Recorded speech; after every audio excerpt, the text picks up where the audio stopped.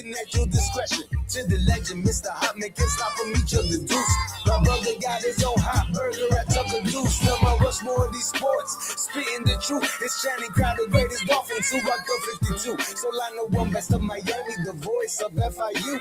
We reppin' to Miami, the Heat and the Panthers too. We reppin' for the Marlins, the Dolphins, that's how we do. We reppin' for the Crips, so it's always about the you. Hey Jimmy, please get a Bell on the phone and tell him that it's on. I finally got his name on the song. Can't do it wrong, cause it sounds so sweet. You spit the fast while I keep the crowd on their feet.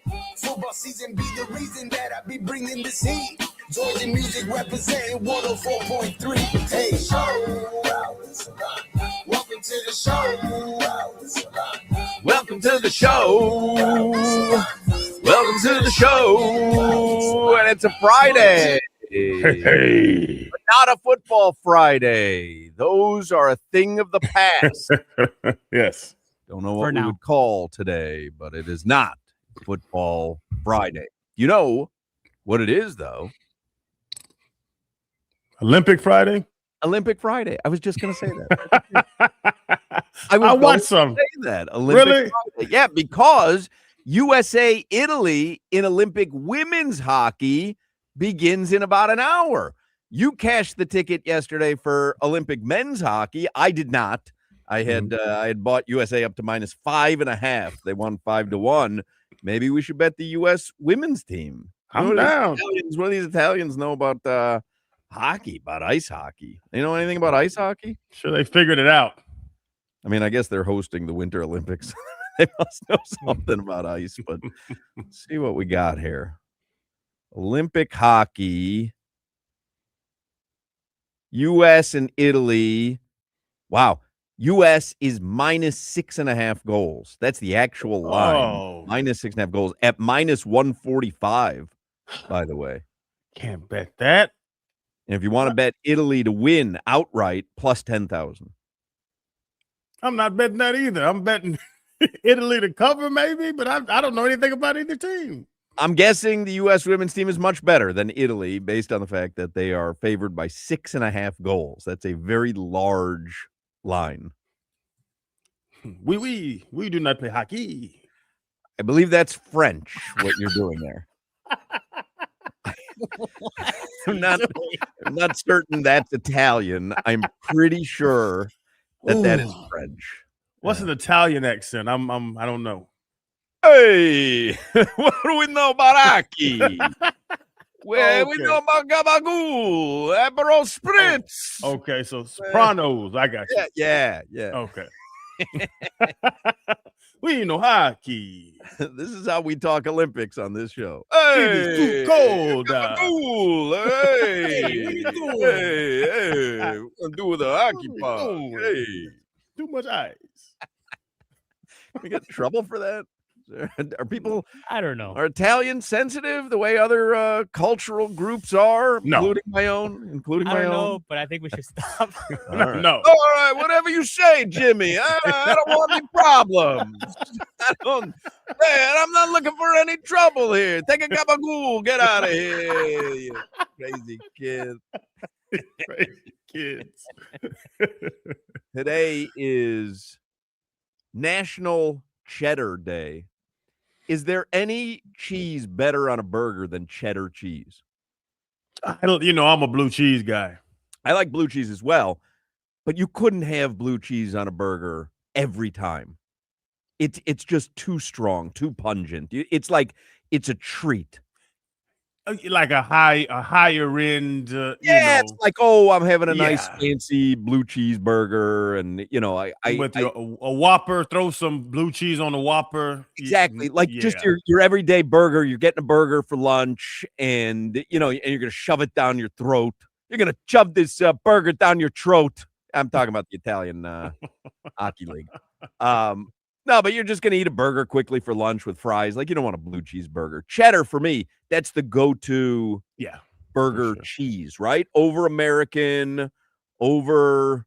Because my other thing was going to be Swiss, because the Swiss mushroom is delicious. Again, but that's the once in a while, I'll get a Swiss mushroom burger.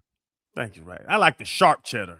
If I'm going to get cheddar, I want some kick to my cheddar. Sharp cheddar. Yeah. what I'm talking about. We have a loaded potato for you on this Friday. Who's joining us? Does anybody remember? Clay, Ben Ferrero. Volen, and Mike right. Wallace. Clay, Ben Volen, Mike Wallace. Look at you. Hey, I got things going on here. You sent me the text. Solana's on vacation in Spain, if you missed it yesterday. But yeah, I do want to talk to Clay and Mike Wallace about NBA. We could talk with Clay about anything really, but Mike Wallace, I kind of want to get a all-star break report from the NBA. Did you see Chris Paul made it official? He has retired after 21 seasons in the NBA. He got waived by Toronto today.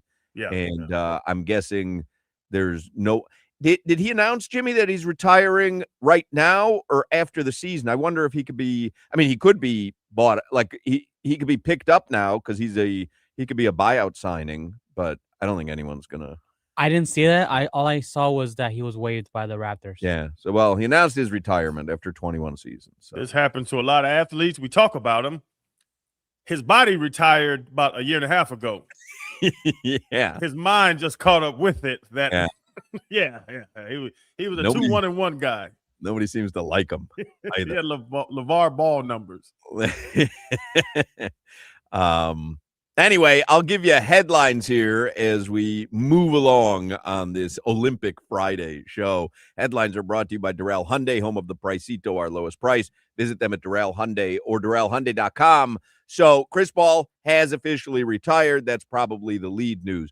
The Miami Dolphins have hired Mississippi State associate head coach for offense, Bush Hamdan, as their quarterbacks coach. No idea. Bush. Guy's name is Bush. White man. I would imagine, right? Bush. I didn't know if we were playing a normal game. No, but I think you're right. Yeah, the ex-Boise State quarterback previously worked in the NFL as the Falcons quarterback coach and helped Matt Ryan rank 6th in passing yards in 2017. So Bush had a good season. I mean, 6th. In 2017, I'm not certain he's done much since then. It's honestly, well, it's Hafley. It's these other names we're getting out. It's all they could be the next whatever. They could be the next Andy Reid, or they couldn't work out. But I don't know. I don't know about Bush Hamdan. I'm not ready to make the call yet. I'm going to have to leave this to you. That's Bush. Yeah. I don't know what he is. I mean, it doesn't matter. He's a human being, but I'm personally not ready to make the call. I'll do some research. Check your thread. Well. What up, brothers? Y'all know who y'all know who Bush is? Hey, what up, OG, OJ, DJ, CJ? DJ. Let me call Edwin James and see if he knows. Anyway, he's their new quarterbacks coach. You see, the Ole Miss quarterback Trinidad Chambliss has been granted a 6th season of eligibility by a state court judge in Mississippi, and that will pave his way for another season of college football. He would have been drafted. It's a little bit curious to me. I don't know where he would have been drafted. But. This is weird because there's guys that'll make more money in college than the NFL. And have more success too. Yeah, but I believe he can play in the league, and I believe he would have been the second quarterback behind Fernando Mendoza. Right. It's a little curious, right? Because it's a weak quarterback draft. Weak quarterback class, and there's a bunch of teams that need quarterbacks. He would have guaranteed being a first rounder. I got to hear the kind of numbers that they're giving him because it has to be a lot of money for him to go back. Very interesting. There was NBA action last night. I didn't realize that until the end of the show yesterday. I thought the entire NBA was on All-Star break already. I didn't realize there were 3 games last night. The Bucks beat OKC 110-93. Portland beat the Jazz 135-119. The Lakers beat Dallas 124-104. Did you see what happened in that game? No. LeBron James became the oldest player in history to post a triple-double.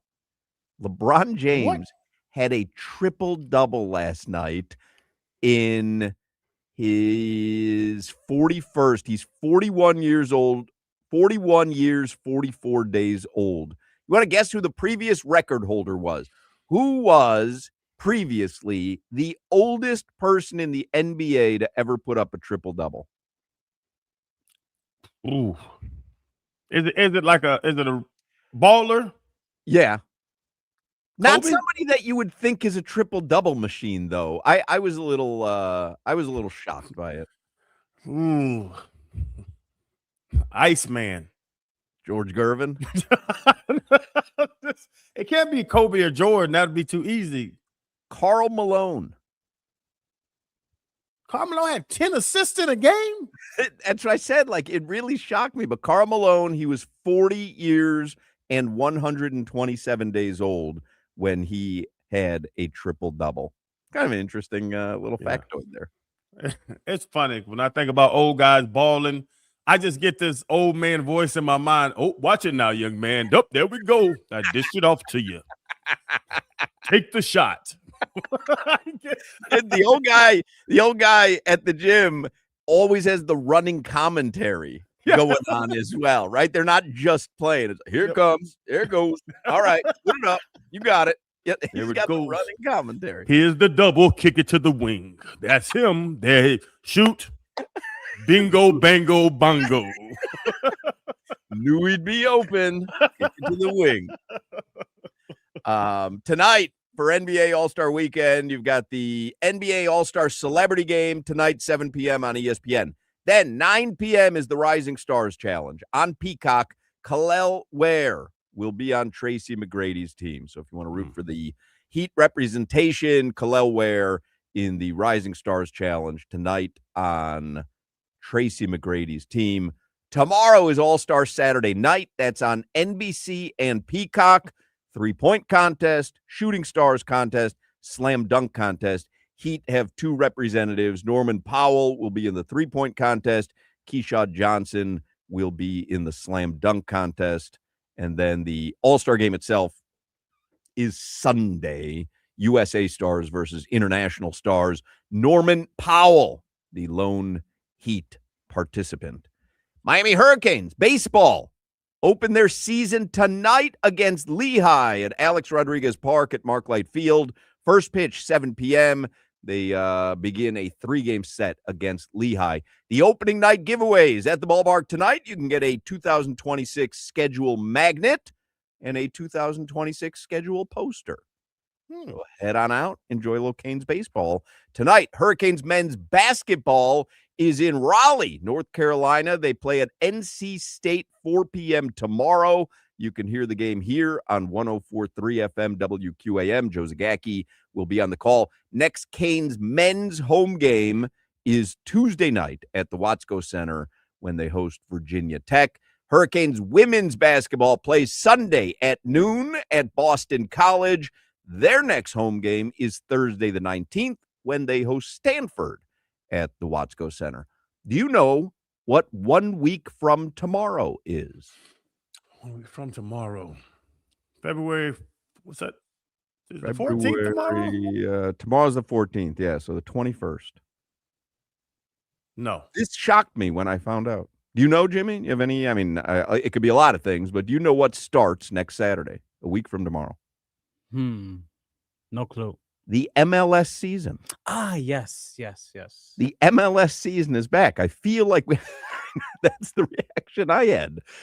Just played. That's how I feel. I don't know enough about, because the only reason I found out is because someone from Apple TV, not Whittingham, one of their guys who, remember when Inter Miami was in the championship and we had all these guests at the end of last season, they reached out to me and they're like, hey, would you like some guests to talk about MLS season? And I'm like, I thought he was like working 3 months in advance. I'm like, yeah, when's it start? They're like, a week from Saturday. I go, what?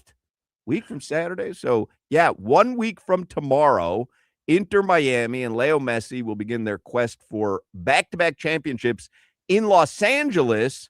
They take on LAFC, although Messi is considered doubtful, by the way. Doubtful. I think that's a preseason game. I don't know.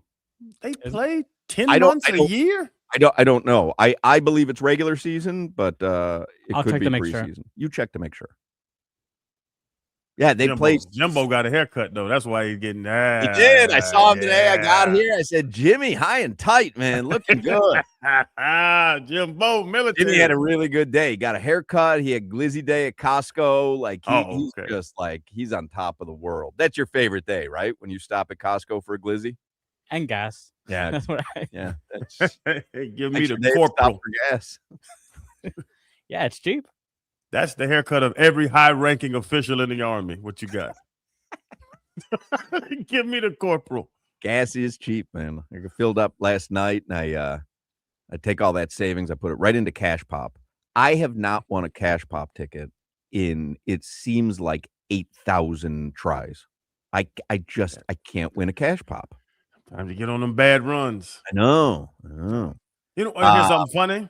Mm. I'm up in IMG, and like it's parents weekend, so they have all these events set up. But you get to meet with all the kids' teachers and performance and coaches, teachers, but they have like performance people, they have weight room people. Like you have to meet all these people that work with your kids every day. And I walk into the guy's office, the strength coach, look down, there's a $30 scratch off scratched in his garbage. That's excellent. Didn't know what he looked like, didn't know his name. I knew I liked him. This is my guy. My man walked in. I judge people. If it's a $2 scratch off or a $5 scratch off, I don't know what you're doing. I don't know what you're doing. $20 minimum. Yeah. I want to see that because that's Kirkland stuff to me. Yeah. If you're buying the Kirkland scratch off, just don't buy it. $3 scratch off, and you're teaching my kid how to be great. You don't want to be great. $3 scratch off. What'd you find out, Jimmy, about MLS? It is in fact regular season. That's what I thought. What made you think it was preseason? I don't know. Just wanted to be argumentative? Probably. Yeah. Corporal. Step down. He got the haircut. Yeah. Got the haircut. He's feeling himself. I do have important information. Oh, I would love some important information. They announced what the Mark Light Shake is. I have that as well. I'll get to it later in the show. Okay. I appreciate that. I want to make sure that we give it its due time, and I'm running out of time here, so I want to have enough time to converse. Marlins open their spring training 1 week from tomorrow in Port St. Lucie. They'll play the Mets. Panthers are on Olympic break, and we're going to watch some Olympic women's hockey coming up in less than an hour. Is that on USA? Jimmy, do you know if we can watch the game in here? Let me check. All right, you check. I'll tell you what. We'll take a break. Jimmy's going to collect his thoughts. He's having a day, man. Got the haircut, Lizzie, filled the tank with gas. He's excited about MLS. He was watching on his phone when I got here college baseball, like just a random college baseball game. He was jacked, man. He was like, college baseball is back. What were you watching, Jimmy? I was watching Northern Kentucky versus South Carolina. I mean, could you imagine? Got to lock into that one. Can you? But he loves sports. Yeah, he loves it. Text me next time Northern Colorado plays, Jimmy. I don't want to miss it. I'd have put some money on it if you told me it was on during our show. Copy that. All right, we'll take a break. Clay Ferrero is going to join us next. You're listening to the Hoch, Crowder, and Solana Show. Woke up this morning, got me some gabagool. Then I woke up the next day and got some gabagool.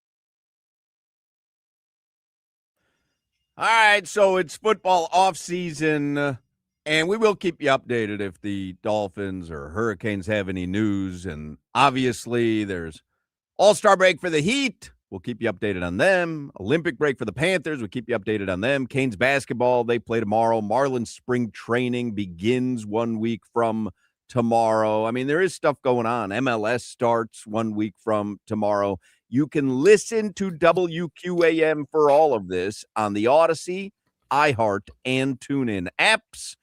Download the apps today. Make Hochman, Crowder, and Solana your favorite show. Subscribe to our podcast, and we would appreciate it. All right, Clay Ferrero is on the Toyota of Hollywood hotline, sports anchor and reporter on Local 10 here in Miami. Clay, you want to give a letter grade to the Miami Heat at the All-Star break here? Oh, I mean, how can you go anything other than like a C-? I mean, I don't know. I think average is average, and they've been average, and I would say somewhat disappointing in that respect in a few ways. So, yeah, I mean, doesn't it feel like we're in this consummate C grade though? So it's almost like what expected. 100%. And I will just say, before the season started, I did have some excitement when they got Norman Powell, and I was saying, you know what? Powell with Bam and Tyler, like that could be in a weak East a formidable roster. And Tyler obviously has been injured a lot. Norman Powell, all-star season, but he's been injured as well. Bam's been up and down, up more than down. But yeah, I didn't think they'd be this boring. Is that a I won't say boring. We were all excited about the fast-paced offense. Well, you're right. At the beginning of the season, it was the opposite of boring. I could have watched those games, but those seem to have petered out as well. Yeah, they're stuck in this C grade for a long while now. But I think that's probably why I would lean C- is because I was expecting a little bit more, as were you. And I mean, I'm not saying that like we came to this with, I don't know, championship expectations, but when you combine how they were playing early and the fit with Norman Powell and how everything looked like it was just humming along, I just think the swoon that they went through, and then you add in the Khalil Ware drama and all that stuff, I don't know. It felt like a C that you're grading on almost a negative curve because you had a weak East and you were expecting more. I was going to ask that, Clay, because they have a C. But, and I don't want to hurt their feelings, you know, don't they have a C roster? Like, how can you get an A out of a C roster? Valid point. I do think that's a valid point. And so then if you want to give them the C-, give them the C- for the fact that they didn't do anything at the deadline to try to bolster that roster or bolster their asset war chest for the future. I just think, you know, when you're doing a midseason grade like this, I tend to incorporate not just the play that you see on the floor, but also what are the moves that you're making? What are you doing to set yourself up to be better, either in the second half of the season and beyond? And I don't know. I just think it was disappointing. And Hoch, you said it, I didn't, but boring. The B word.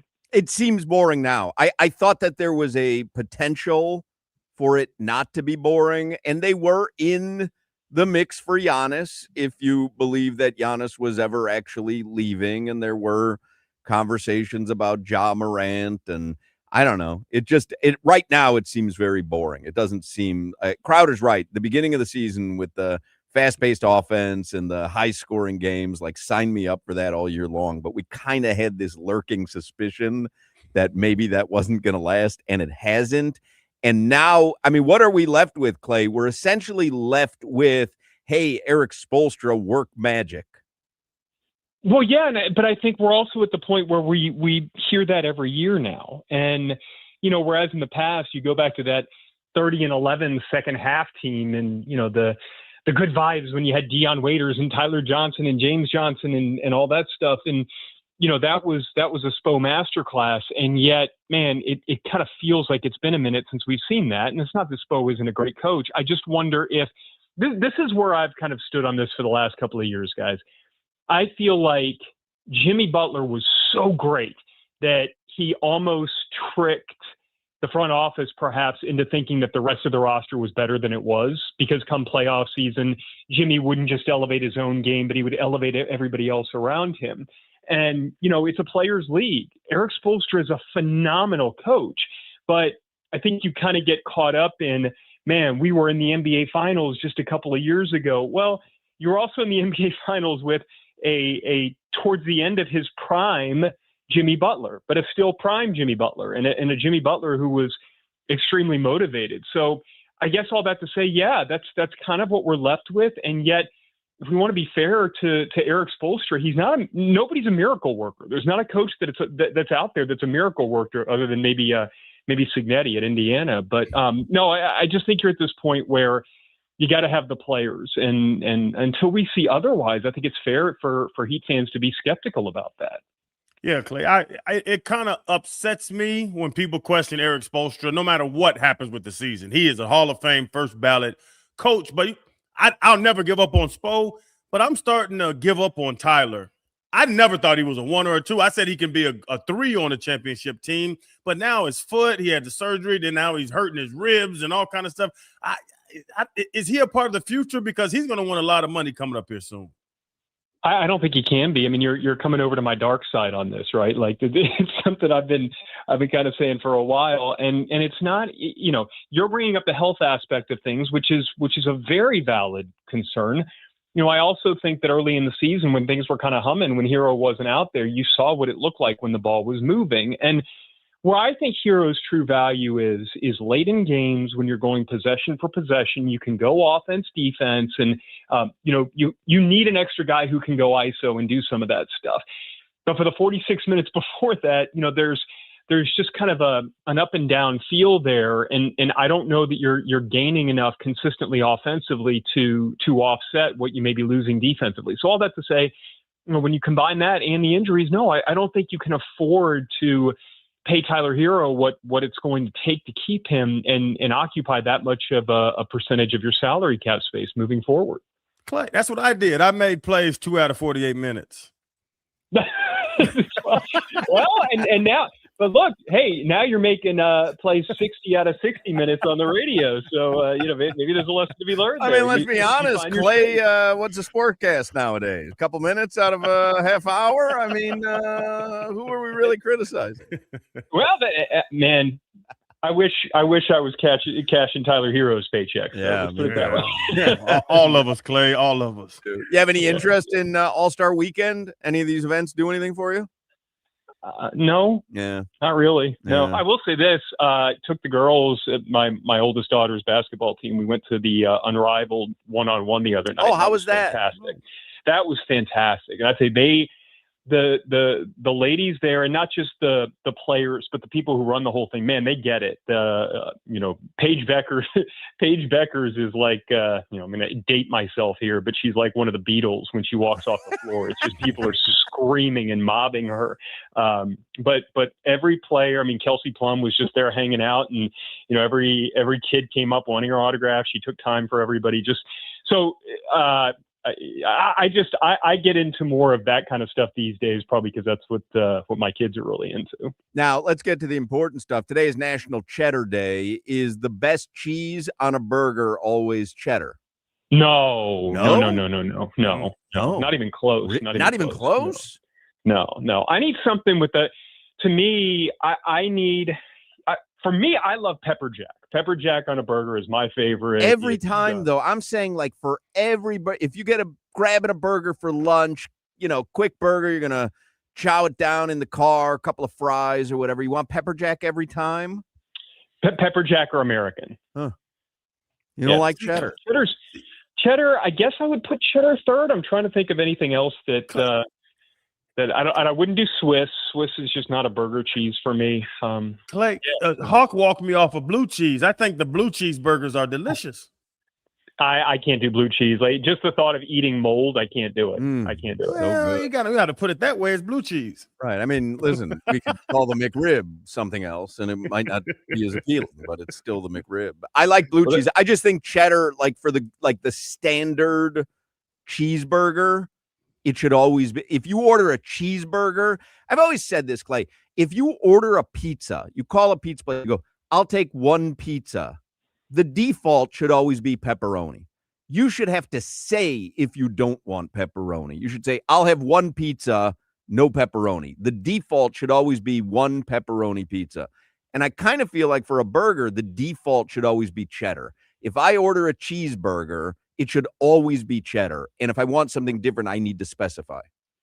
This is the beauty of this country, Hawk, is you're free to be wrong. Wow. I feel like I'm right. I feel like I've never been more right. In fact, the more that I was making that argument as I made it up when I went along, I thought I had both of you in my camp on that one.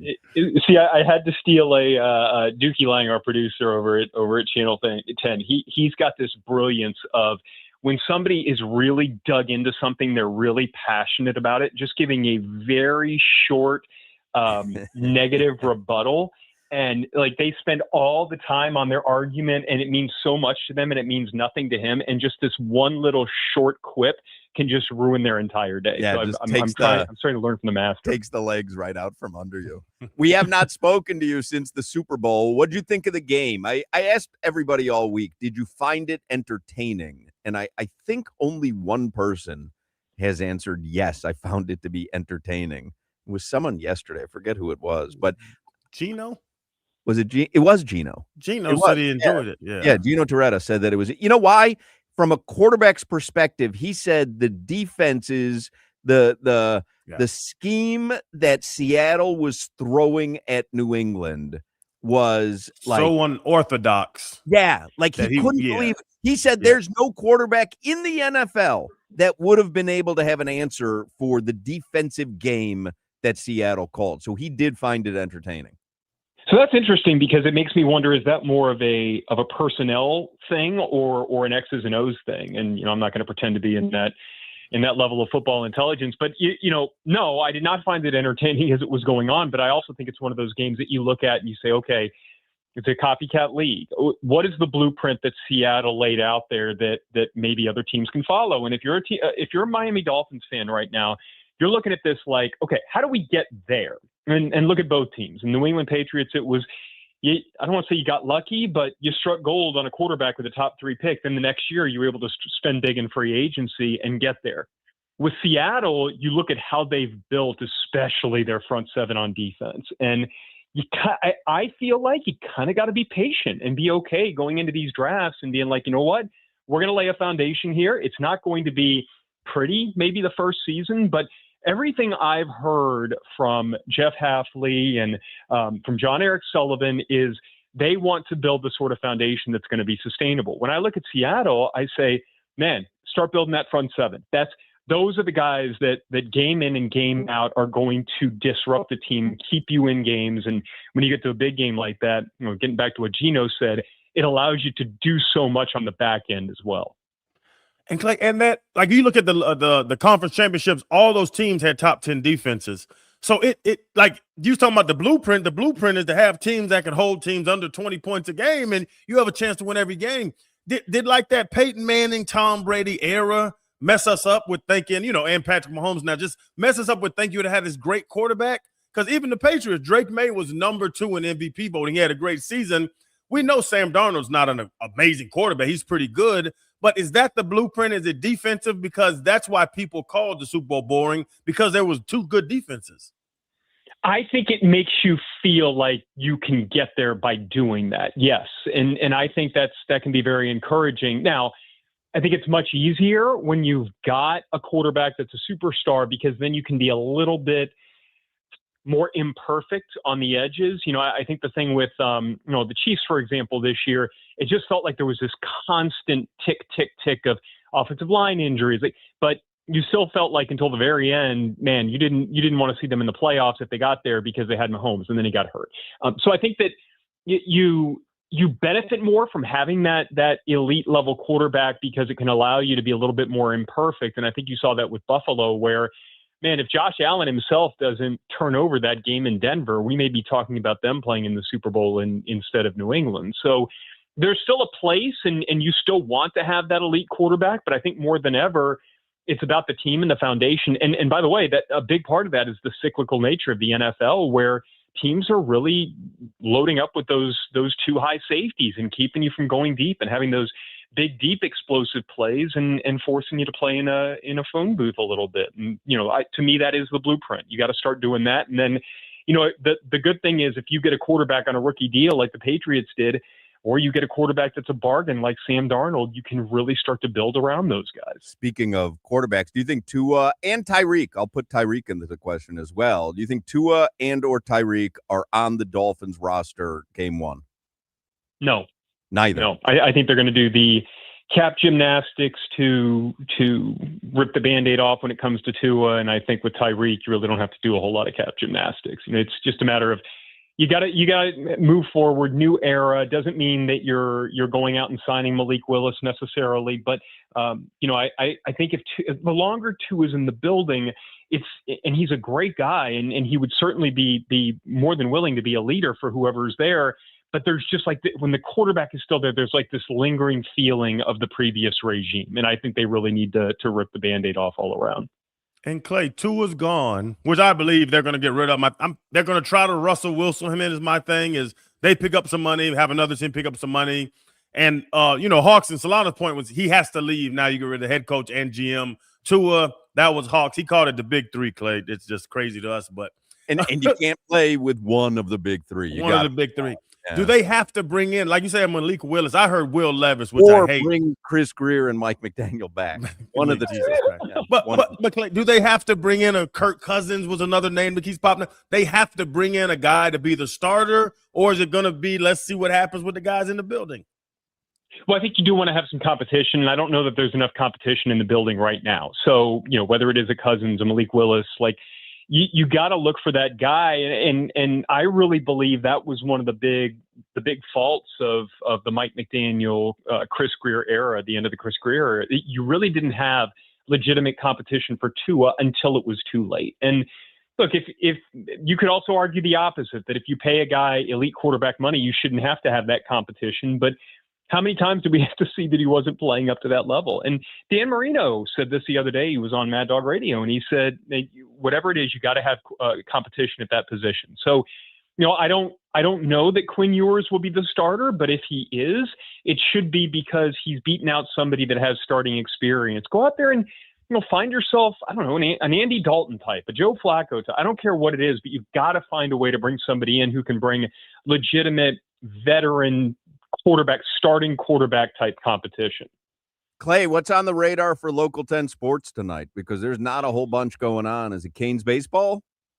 Canes baseball. It's funny. I don't know if we're going to air it tonight or tomorrow. It kind of depends. But I was able to do a story with Jake Ogden, and did a really fun thing with the Canes and Daniel Cuvée, and how they're kind of really good players, but also they're really good friends and pretty much like the odd couple. So we had a little bit of fun with that. But yeah, Canes baseball and the Rising Stars Challenge tonight, man. I know you guys are going to be watching that, and then semifinals of the Unrivaled one-on-one. So I think that'll probably make up our rundown. Who are you rooting for most in the Rising Stars Challenge? Is it Kalel Ware on Tracy McGrady's team or Matas Buzelis on Vince Carter's team? Why would I be rooting for Matas Buzelis? Why wouldn't you be rooting for Matas Buzelis? That's my favorite player in the NBA. Okay, well, that's a fair counterpoint then. I don't know. I'm guessing this is for gambling reasons. I'm a Bulls fan, and I like Matas Buzelis. Oh, okay. Yeah. Okay. Well, and welcome to. Well, I guess you're finally digging out of play-in purgatory, so you guys will. Yeah, they've dug themselves out of it. They're not even close to getting to the play-in at this point. They got rid of everybody. Brutal. The Matas Buzelis era. Oh my God! I'm going to see Matt Mervis next weekend because he's playing with the Nationals now. So I'm going to go catch a little spring training with Matt Mervis, and then keep my eyes glued on Matas Buzelis tonight. I mean, I got action, Jack. All right, Clay Ferrero from Local 10. Have a great weekend. Take care, fellas. There you go, Clay Ferrero. We'll take a break. We'll come back with more Hochman, Crowder, and Solana. This is Hoch, Crowder, and Solana. Kalel?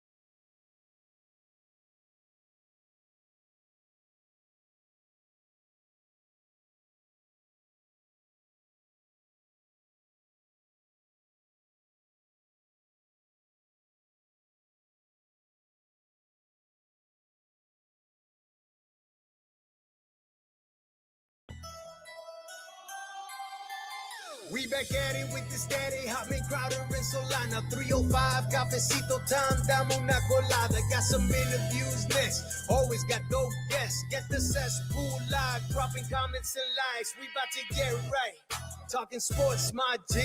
Listen to Odyssey and 104.3. Live and back on GeorgiaMusic.com. Hitting it at the park like a Matt Mervis bomb off power. Get ready for the 3 o'clock hour. Get ready for the 3 o'clock hour. Get ready for the 3 o'clock hour. Get ready for that 3 o'clock. We're ready. Ready for that 3 o'clock. Georgie Music. Check him out on social media. JORGMUZIK. Georgie Music does our top of the hour theme songs coming at you like a Matt Mervis bomb. That is straight filth right there. Straight filth from the mouth. Georgie. Yesterday on the show, I had a Diet Mountain Dew. And I was in the mood for a Coke Zero. The machines are fully stocked with Coke Zero. For whatever reason, I don't have a taste for Coke Zero, which has been the nectar of the gods for me for years. I don't have a taste for it. And I got here today, and I was kind of craving this Diet Mountain Dew. And unfortunately, I drank the last one yesterday. There was only one. So I'm drinking a Diet Dr. Pepper because the only zero sodas, which are the ones I prefer in our machine here, are Coke Zero. And so I went Diet Dr. Pepper, which isn't bad, but I'm craving a Diet Mountain Dew. And I purposely don't buy the Mountain Dew Zero because I feel like it wouldn't taste like a Mountain Dew. But the Diet Mountain Dew wasn't bad, so I might have to try Mountain Dew Zero. See what's going on. Your wife is a angel. Why? You complain about Coke Zero for weeks. Yeah. They stock up the Coke Zero, and then you say, I'm not really into Coke Zero right now. That is interesting, isn't it? I hadn't noticed that, but you're right. I did do that. I made a big stink about not enough Coke Zero in the machines. They rectified it, and now, with no sense of irony at all, I am saying else. I no longer have a taste for Coke Zero. Lori is a saint. You know what? That is an interesting snapshot into my personality that I didn't even notice as I was doing it. But it is an interesting snapshot into my personality. Give her a big hug when you get home. Somebody says on the chat, anything that's diet soda is not healthy. Yeah, we know. I covered this yesterday. I know. Yeah. I'm sure chewing gum isn't healthy. And whatever. My wasabi almonds probably aren't healthy. They're less healthy than a traditional almond, the raw almond. Whatever. What are you gonna do? I'm drinking diet soda. What do you want from me? Less calories. USA women's hockey, 7 minutes from now. I looked at the line again because I was gonna bet it. I saw Vlad outside, and he's like, "Man, when there's no games, you start to realize how much even though we complain about the NBA season being too long and the NFL season being too long." And I'm like, I know. I think I'm going to put something in on women's hockey. It's up to minus 7.5 goals. No. So that's crazy. To bet USA women, you have to give 7.5 goals to Italy. So that's too much. I was thinking of maybe betting. I have a $10 bonus bet in my account. Should I bet that there will be over 9.5 goals in the game? Yes, that's a good one. Think so? Like $10. I don't know. I'm trailing whatever you do because I'm going to bet too, but I just $10 over 9.5 goals to win $22. I like it. All right, I'm putting it in. What the hell? Hey, you tell me these Italian women that can't score a couple of goals here and there. Hey, shoot the puck. Jimmy, you getting nervous at my my Italian impersonations? It's Friday. Who cares? All right. Hey, we score a goal. We eat a little gabagool. We have a little Aperol spread. Score another goal. Eat a more gabagool. Hey, take it easy on the cross check. All right. I just put the bet in. I bet over 9.5 goals for USA Italian women's Olympic hockey, which starts in 5 minutes on USA Network. There's some breaking news in the Brian Flores lawsuit. against the NFL. This is what Adam Schefter writes on ESPN. A U.S. District Court ruled Friday that Vikings defensive coordinator Brian Flores' ongoing discrimination case against the NFL can proceed in open court. Now, this is a little bit shocking. So it says last year, attorneys for Flores, along with fellow coaches Steve Wilkes and Ray Horton, asked for reconsideration of a court order that shifted some of their lawsuit against the NFL and multiple teams to the league's arbitration process, right? A lot of times when you sign a contract with someone, you agree in the contract that if there's any kind of lawsuit or whatever, that it will be decided in arbitration rather than in court. And a lot of times that ends up favoring the business. They argued the 2023 order should be reconsidered based on an August 2025 ruling that found insurmountable flaws in the league's arbitration process. The U.S. District Court for Southern District of New York's decision Friday means all claims can now be handled at trial. So that's bad for the NFL, who likes to operate in secrecy. And the arbitration process would be secret. The fact that Brian Flores' lawsuit can proceed in open court, which means, they can subpoena whatever they want to subpoena, and I'm guessing have hearings with whomever they, depositions with whomever they decide to depose, and it's all for open court. That leads me to believe that the NFL, now I'm sure the NFL will appeal this, but that would lead me to believe that the NFL is going to want to settle something with him because they don't want to go to open court and have all their all their secrets exposed. It's amazing that he is suing his current employer about to change the way that arbitration is done. He's that damn good at calling defense that they're still giving him. They're giving him a check, getting sued by him, probably going to settle with him while giving him a check. Bro, flow okay with me. And he's getting head coaching offers or head coaching interviews as well. Like it's a testament to being good at your damn job. Because I thought he had written his own death warrant. When he signed that lawsuit, I said, this guy will never coach in the NFL again. And I was wrong. Yeah, no, it's going to get interesting. But I'm with you.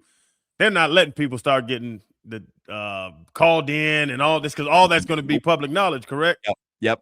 Yeah, no. Give him his 30, 40, 50, 60, whatever that million number is, and let's let this go away. Headlines. Ben Volen, by the way, from the Boston Globe. We can ask him about this, but Ben Volen's going to join us this hour. Headlines are brought to you by Doral Hyundai, home of the Pricito, our lowest price. Visit them at Doral Hyundai or DoralHyundai.com. Chris Paul, he has retired officially after 21 NBA seasons, and no one liked him in his return to L.A., and no one wanted him in Toronto. So he has friends. I'm sure he's got friends, none that currently play in the NBA. None that want to be his teammate. Yeah. Miami Dolphins, they have hired Mississippi State associate head coach for offense Bush Hamden as their quarterbacks coach. The ex-Boise State quarterback previously worked in the NFL as the Falcons QB coach, and he will now coach the Dolphins quarterbacks, whoever they may be. Speaking of quarterbacks, Trinidad Chambliss has been granted a 6th season of eligibility by a state court judge in Mississippi. You're seeing more and more college sports becoming a career, by the way, because you're seeing instead of when you played, it was how early can I get out? And now it's how long can I stay in? That's pretty crazy in the course of 20 years or so. There was a Montana State linebacker that's going into his 9th year, and they granted him his 9th year of college eligibility. And it's a bunch of crap. You get red-shirted, then you get gray-shirted, then you get hurt, then you get COVID exemption. But Huck, Chambliss is going to make $5 million. They said $5 million plus this year. I was trying to look it up. We talked about it. Go back to college, be the best quarterback, have a chance to win the Heisman, and put five in your pocket, whatever it is. Man, listen, I might have still been in college. I would have never known me on the Dolphins. Telling you, could walk out of college, having a decent college career that lasts 6 or 7 years, walk out of there with 10, 15, $20 million in the bank. It's crazy. Why wouldn't you? I'll play with my son in college if they were paying me $5 million a year. I'm going to just wait till Lil Chan comes up. In the NBA last night, there were 3 games before the All-Star break officially began. One of those was the Lakers game. LeBron James became the oldest player in history to post a triple-double last night. He is 41 years and 44 days old, and he got a standing O, deservedly so, when he left the game. Puck has dropped, by the way, in the USA and Italian women's Olympic hockey. What color? A lot of Epsom salt for Braun. What color are we wearing, Jimmy? Which jerseys am I rooting for? TV's very far away from me. Blue. All right, rooting for the blue jerseys. Hey, take look it at easy. Look at that. Look at that. Hey, you better have a USA song ready to go. You got a USA song ready to go? Oh, it's ready to fire. Right. Better not be sexist, Jimmy, because off the air, sometimes you get a little questionable. He got his hair cut today. Yeah, Jack. Feeling all good. No goals yet? It's not pacing well for me, Jimmy. I'm going to need more goals. Get me started. I need a lot of goals, Jimmy. At 2 possessions. I need 10 goals. What else is going on in the headlines? You got NBA All-Star Weekend underway, and tonight's the Rising Stars Challenge. Tomorrow's the three-point contest and the slam dunk contest. Sunday is the actual All-Star game. You've got from the Heat, Khalil Ware in Rising Stars, Norman Powell in the three-point contest and on the All-Star roster, and Keyshawn Johnson participating in the slam dunk contest. Miami Hurricanes baseball. They open their season tonight against Lehigh at Alex Rodriguez Park at Mark-Light Field. First pitch, 7 p.m. This is the first game of a 3-game series against Lehigh. Oh, do you want to know what the Mark-Light Shake special flavor is, Crowder? Yes, please. So Mark-Light Shakes, which are legendary. You go to a Canes baseball game, you have to have a Mark-Light Shake. And Josie has a namesake shake. Coach L has a namesake shake. They do, Mitch, who owns Mark-Light Shakes, they do a special shake for the opposing team when the opposing team is in town. So Lehigh, we know, is from Bethlehem, Pennsylvania. The city of Bethlehem is where hot tamale candies are made. I thought it's where Christ was in the manger. I think it's a different Bethlehem. Oh, okay.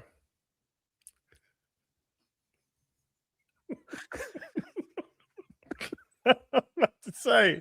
I know that name, Hawk. I'm not that name. % up to date on that stuff. I think that's a different Bethlehem.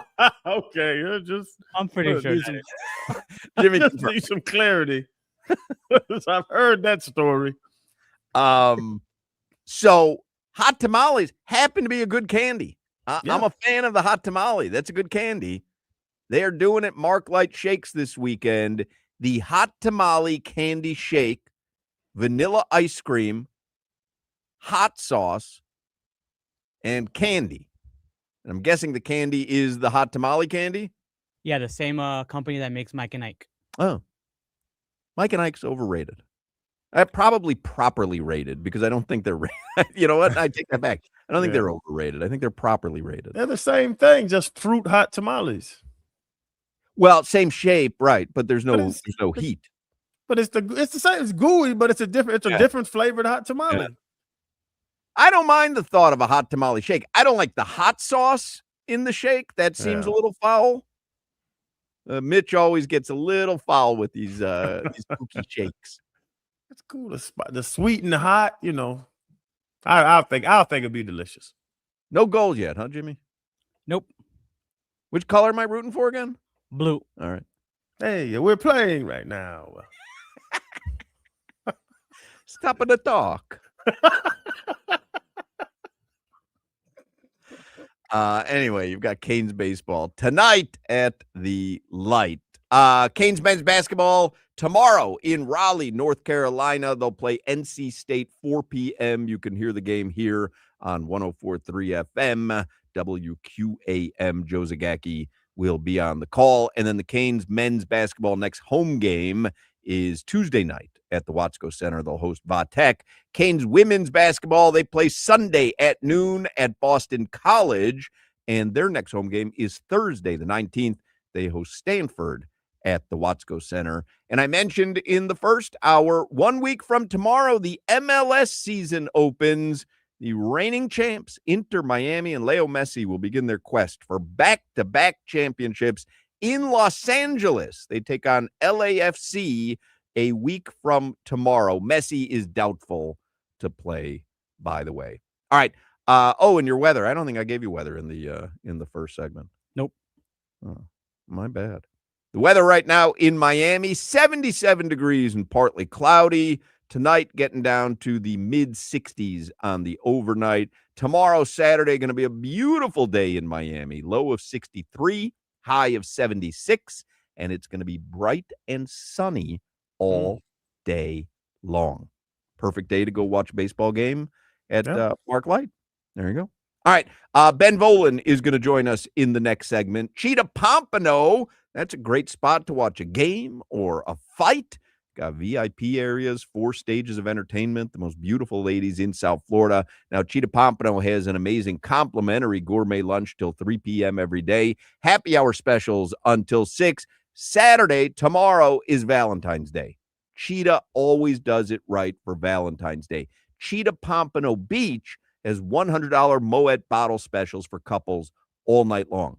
Cheetah Palm Beach is going to be doing free lunch on Valentine's Day, 11:30 a.m. till 3 p.m. They're going to be doing free breakfast from 2 a.m. till 4 a.m. And on Valentine's Day, free pink VIP cards to all the ladies and a free bottle of champagne for all couples. Valentine's Day at Cheetah Pompano or Cheetah Palm Beach cannot be beat. I always say it. Every day is a great day at Cheetah Pompano Beach. You want to make sure you visit Cheetah Palm Beach as well, and you can get all the details at cheetahsofl.com. You're listening to the Hoch, Crowder, and Solana Show. Somebody has dubbed me on the text machine Bad Bet Bunny.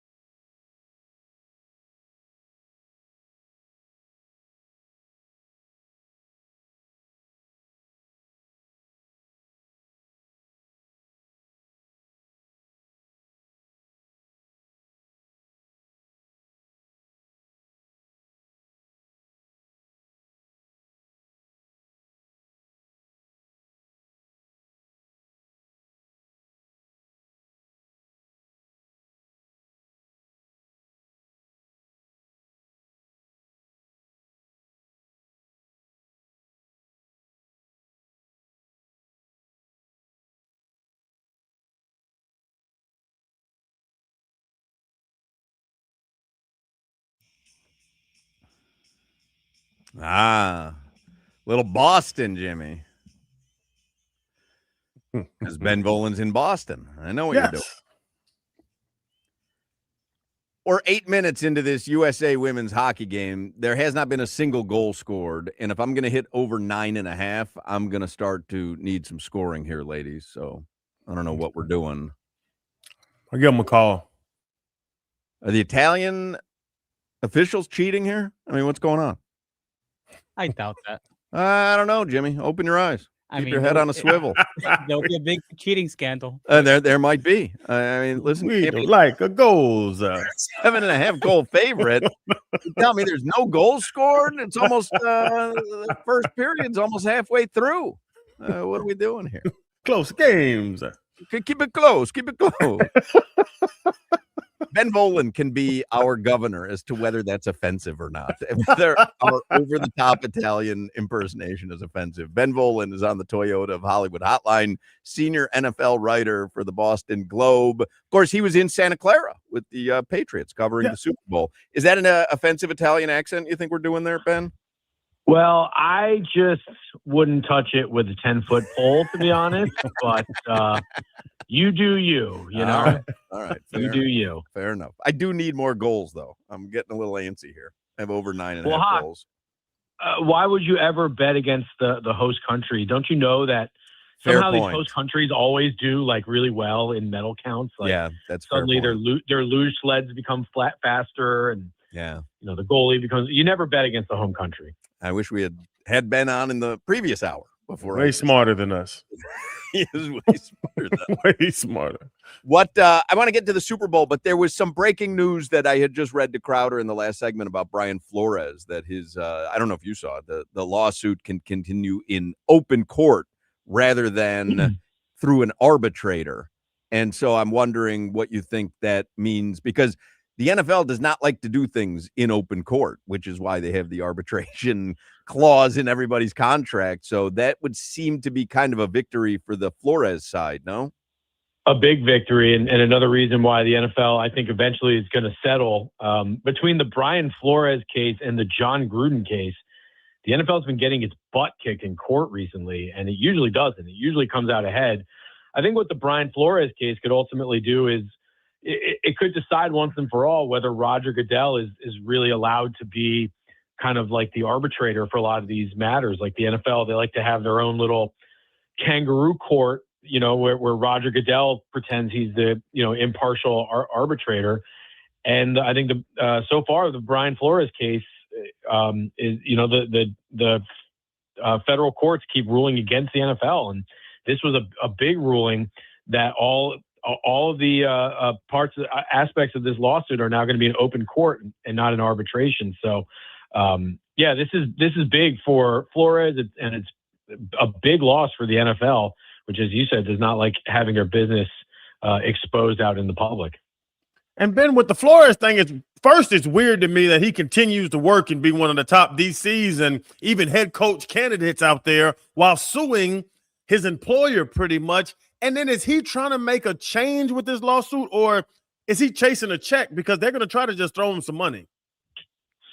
Yeah, I mean, I think eventually there's probably a large buyout coming. I think you could say he's a top head coaching candidate, but I don't know if that's really true. I think he's gotten some interviews the last few years, but I don't know if teams are taking him too seriously, because of the lawsuit, but also I think even in Minnesota, we're seeing that he can be kind of difficult for some people to work with. But no, I think ultimately, this is going to go a long way toward, establishing what Roger Goodell is and isn't allowed to do as far as, presiding over workplace issues like this. So I think it's big for Brian Flores and all coaches in that sense. But, maybe it'll bring real change, like, to the way that the NFL does their hiring process, because they still have the Rooney Rule, and the league office tries to get teams to have a diverse set of candidates, but the teams ultimately still end up hiring white guys. It's all white guys as head coaches this year. I thought it was interesting. Matt Schaub got hired as the Cardinals quarterbacks coach with zero coaching experience, and meanwhile the quarterbacks coaches who coached the last two MVPs before this year, T. Martin in Baltimore and Ronald Curry in Buffalo, neither of them have a job right now. And Matt Schaub, who's never had any experience, he has a job. So I think this Brian Flores lawsuit just continues to shine a light on a league that, refuses to give minorities like a significant chance at career advancement. Let's shift gears into Super Bowl talk, because you were there and you cover the Patriots on a yearly basis for the Boston Globe. And I guess, for a takeaway from the Super Bowl, you could go a number of ways, right? We had Gino Torretta yesterday. He said there's no quarterback who was going to find success against the defense that Seattle happened to call last Sunday. Or you could take the track, I'm guessing, hey, this Patriots team in its infancy, like, that's a pretty impressive performance. They're going to be back. Or I guess you could take a defeatist approach. Hey, the schedule was easy. The pathway to the Super Bowl was easy. If Bo Nix didn't get hurt, maybe they're not even there. Maybe the Patriots aren't really worthy. Which takeaway is more towards what you think? I mean, it was a great season, and I don't want to detract from what the Patriots accomplished this year. But at the same time, they played like they didn't deserve to be in the Super Bowl. And I think anyone who came away from that, I don't agree with Gino Torretta. I mean, Matthew Stafford lit up the Seahawks this year. I think Josh Allen would have given the Seahawks a game. I think the Bills probably would have been the best opponent for that Super Bowl. And if Bo Nix doesn't break his ankle, I don't know if the Patriots are playing in that game. So I do think they had a gilded path to the Super Bowl. The regular season schedule was easy. In the playoffs, they got home games against, they played the Texans in really cold weather, and C.J. Stroud fell apart. They faced a Chargers team with no offensive line. And then they got to play Jarrett Stidham in the AFC Championship game, and a blizzard hit the second half. So they definitely had a fortunate path to the Super Bowl. And I think when they got to the Super Bowl, a game where there weren't going to be any variables, the weather is good, the Seahawks are healthy, you're going to have to line up for 60 minutes and play. And the Patriots got their butt kicked. Again, it doesn't detract from their season. They had an unbelievable turnaround. They deserved, all the accolades. Mike Vrabel is a heck of a coach. I think Drake May should have been the MVP. I still believe that. But you can't say with a straight face that the Patriots were, clearly the most dominant team in the AFC. I think if you ran this season back 10 times, I don't know if the Patriots are even making the Super Bowl again. So everything kind of fell into place for them, except in the biggest game, and the Seahawks kicked their butt. There's no two ways about it. Hey, man, I have a question, but I just want you to give Will Campbell a hug for me next time you see him, because he had a rough night, brother. Rough. So you're right. And, this goes back to a take that I kind of said it in jest several years ago on the radio here on WEI, and it's kind of attached to me since. But, sometimes you're better off, not making the Super Bowl than getting to the Super Bowl and getting your butt kicked. And look at Will Campbell and Drake May. There's so much talk nationally about how bad these guys played, and Drake May should never have been in the MVP conversation, and Will Campbell needs to be moved inside to guard. If the Patriots don't play in the Super Bowl, these guys aren't under the spotlight like that. So, sometimes you can fly a little too close to the sun and you burn out. So Will Campbell, his flaws were on full display in the Super Bowl, all throughout the playoffs. And for some of these guys, it's obviously an unbelievable experience to get to the Super Bowl. But, I mean, man, it's just all negativity since then, and they're getting crushed nationally. So I do wonder if it would have been better for them just not to make the Super Bowl. And another argument that me and Gino were having yesterday was it looked like Drake May was in over his head. But Gino's point was he was like, no, that Seahawk defense, what they were doing, their schemes and, the dominance they were having, he was like, not many. Well, I'm with you. Matt Stafford was giving them hell the week before or 2 weeks before. But he was like, no, Vrabel and Josh McDaniel got flat out coached in the Super Bowl. Was it an X and O thing or a Jimmy's and Joe's thing? I think it was more on the Jimmy's and Joe's. I think with that offensive line that the Patriots had, that Drake May had no chance. It reminded me of that Chiefs-Bucks Super Bowl a few years ago when Patrick Mahomes was just running for his life all night and the Bucks just dominated him. I mean, Drake May was just all throughout the playoffs. He took 21 sacks in 4 games, at least 5 sacks every game, and then 6 in the Super Bowl. He had 2 rookies on the left side of his line who just couldn't hold up. Will Campbell getting absolutely dominated. The Seahawks were just all over Drake May. And I saw a stat that 54% of the Patriots' runs, they were hit in the backfield. So the Seahawks were just overwhelming the Patriots' offensive line. And I don't think Drake May or many quarterbacks would have success when no one up front is protecting for you. So to me, the Super Bowl shined a glaring light on that. The Patriots really need to spend some resources in the offensive line again this offseason, maybe move some pieces around. But I don't know.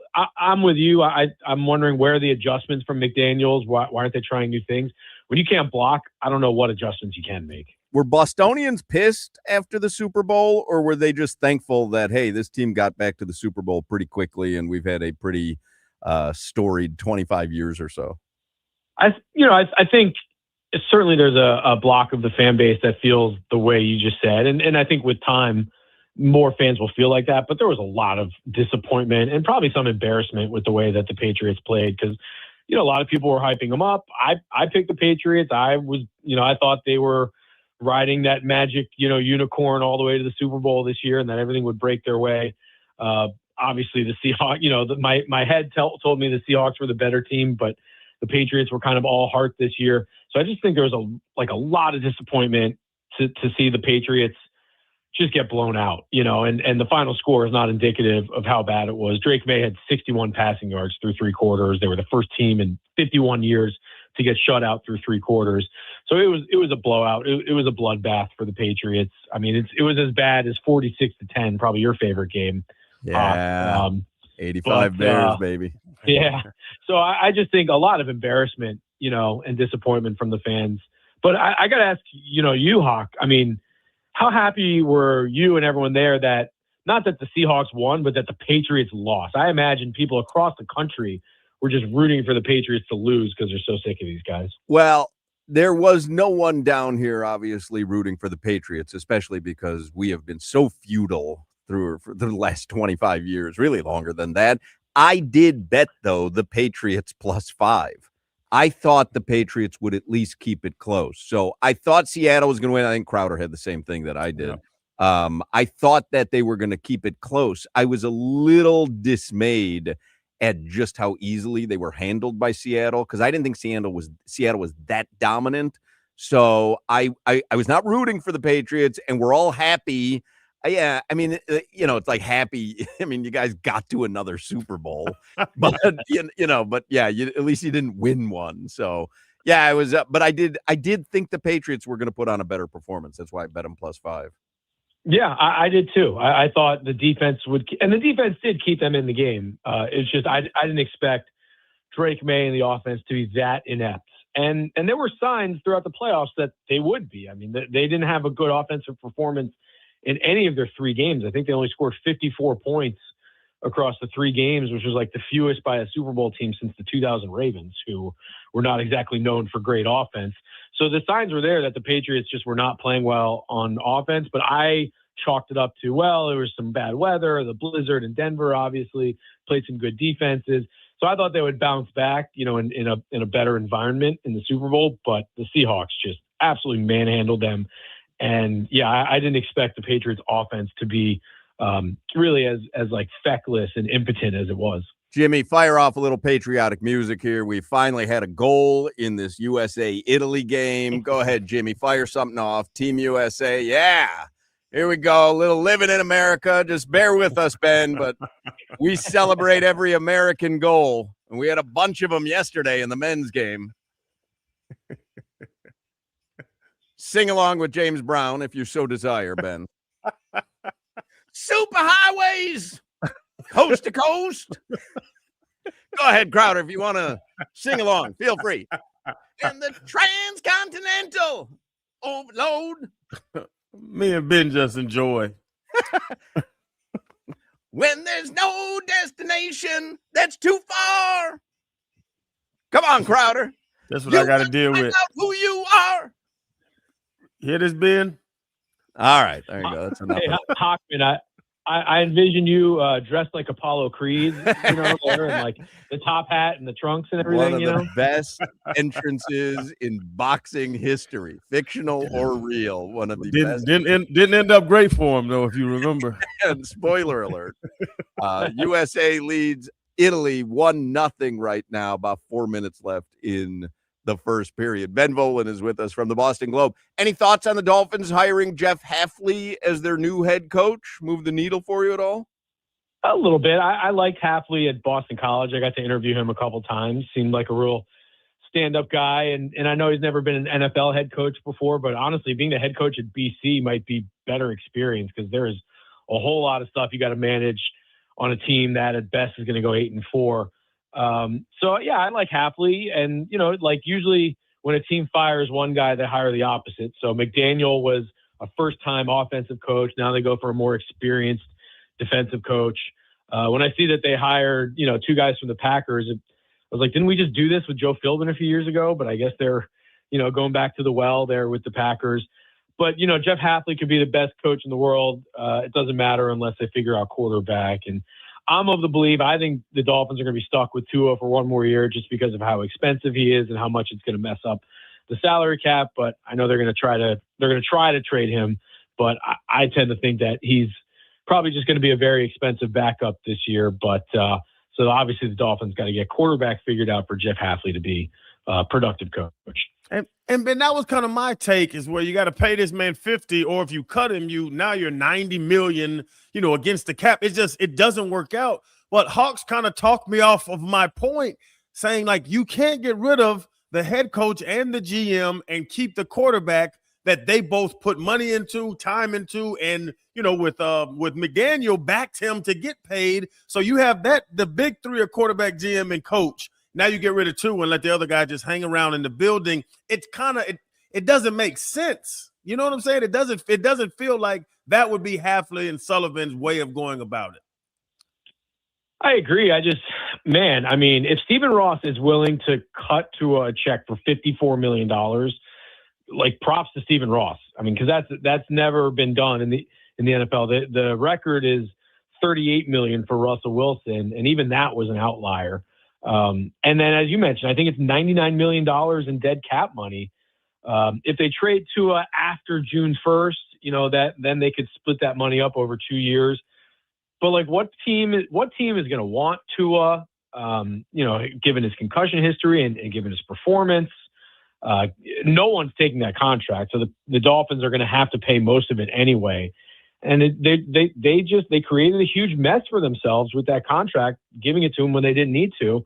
I just think they're going to be stuck with him, and it's a lot easier just to keep him around maybe for one more year, instead of wrecking your whole team. But either way, that was just a huge mess, and I don't see a way out of it. And Tyreek Hill, you think he'll be on the roster next season?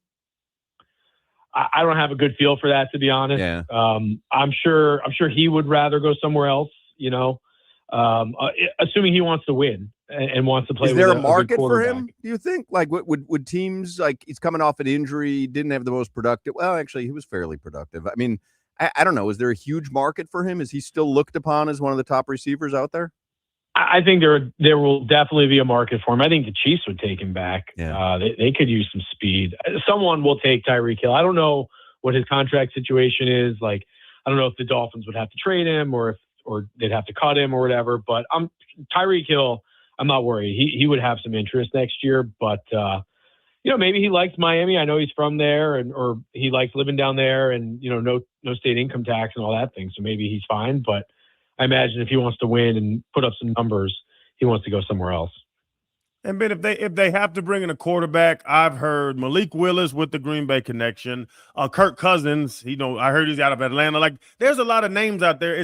Who should they, if you could give Sullivan a little advice, who should they go after? Who could really make a difference in Miami? The guy I would look at, and you know him pretty well, Shannon Crowder, Anthony Richardson.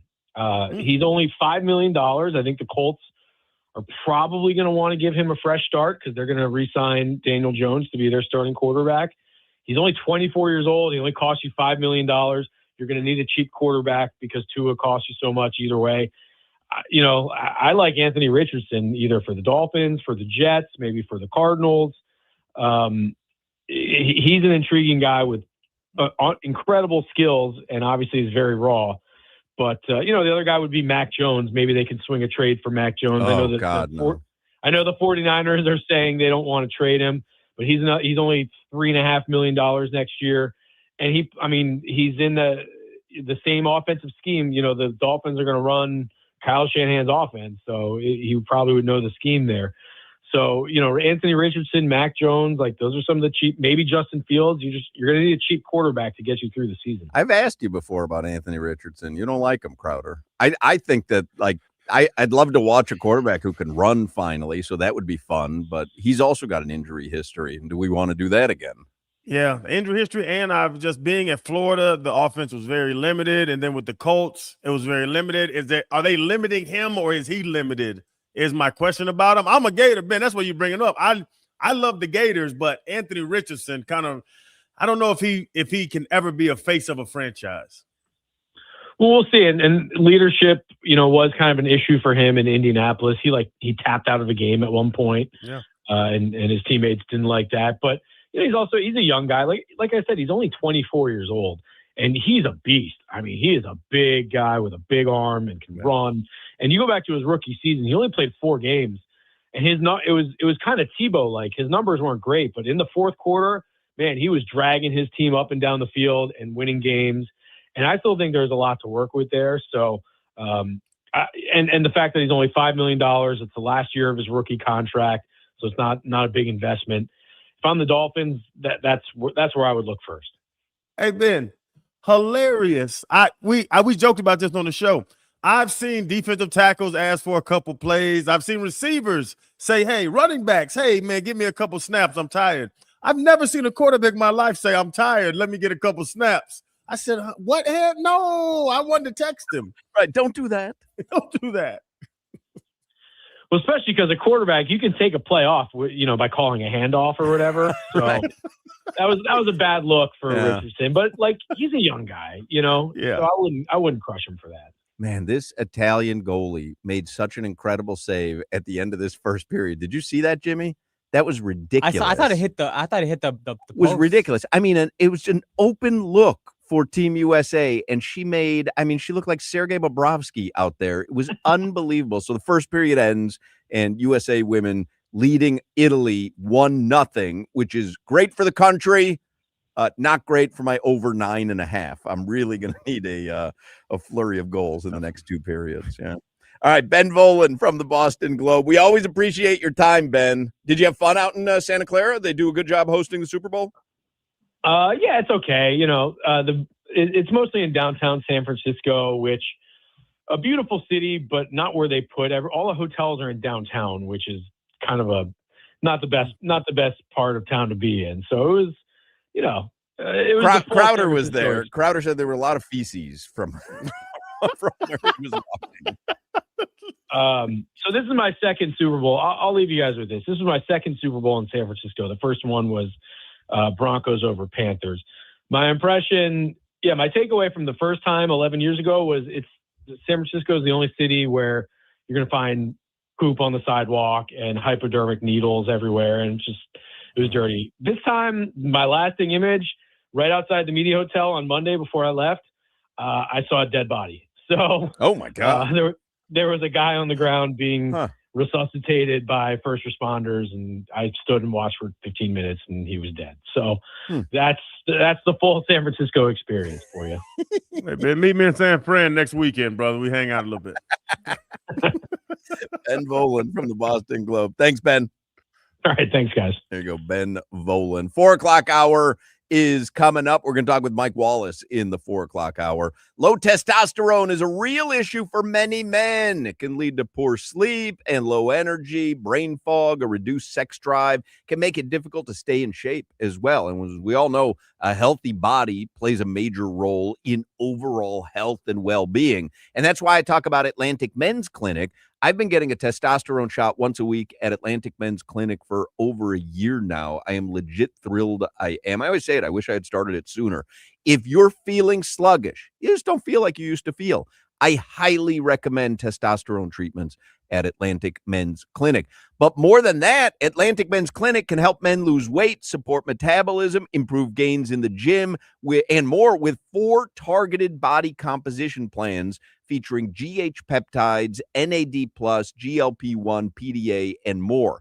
With the low T treatments combined with the body composition programs, most men notice real improvements. And I'm talking more energy, better focus, improved sleep, stronger workouts, often a renewed sex drive as well. So call Atlantic Men's Clinic. You're going to notice the difference. You really will. If you have those symptoms, schedule a consult. Everyone there is so friendly. They have 7 locations in South Florida now. So call them 877-455-7300, 877-455-7300, or you can visit atlanticmensclinic.com. Featured therapies are compounded and have not been evaluated nor approved by the FDA. Provider prescription required. See website for details. You're listening to the Hoch, Crowder, and Solana Show. Rui Hachimura or Tua?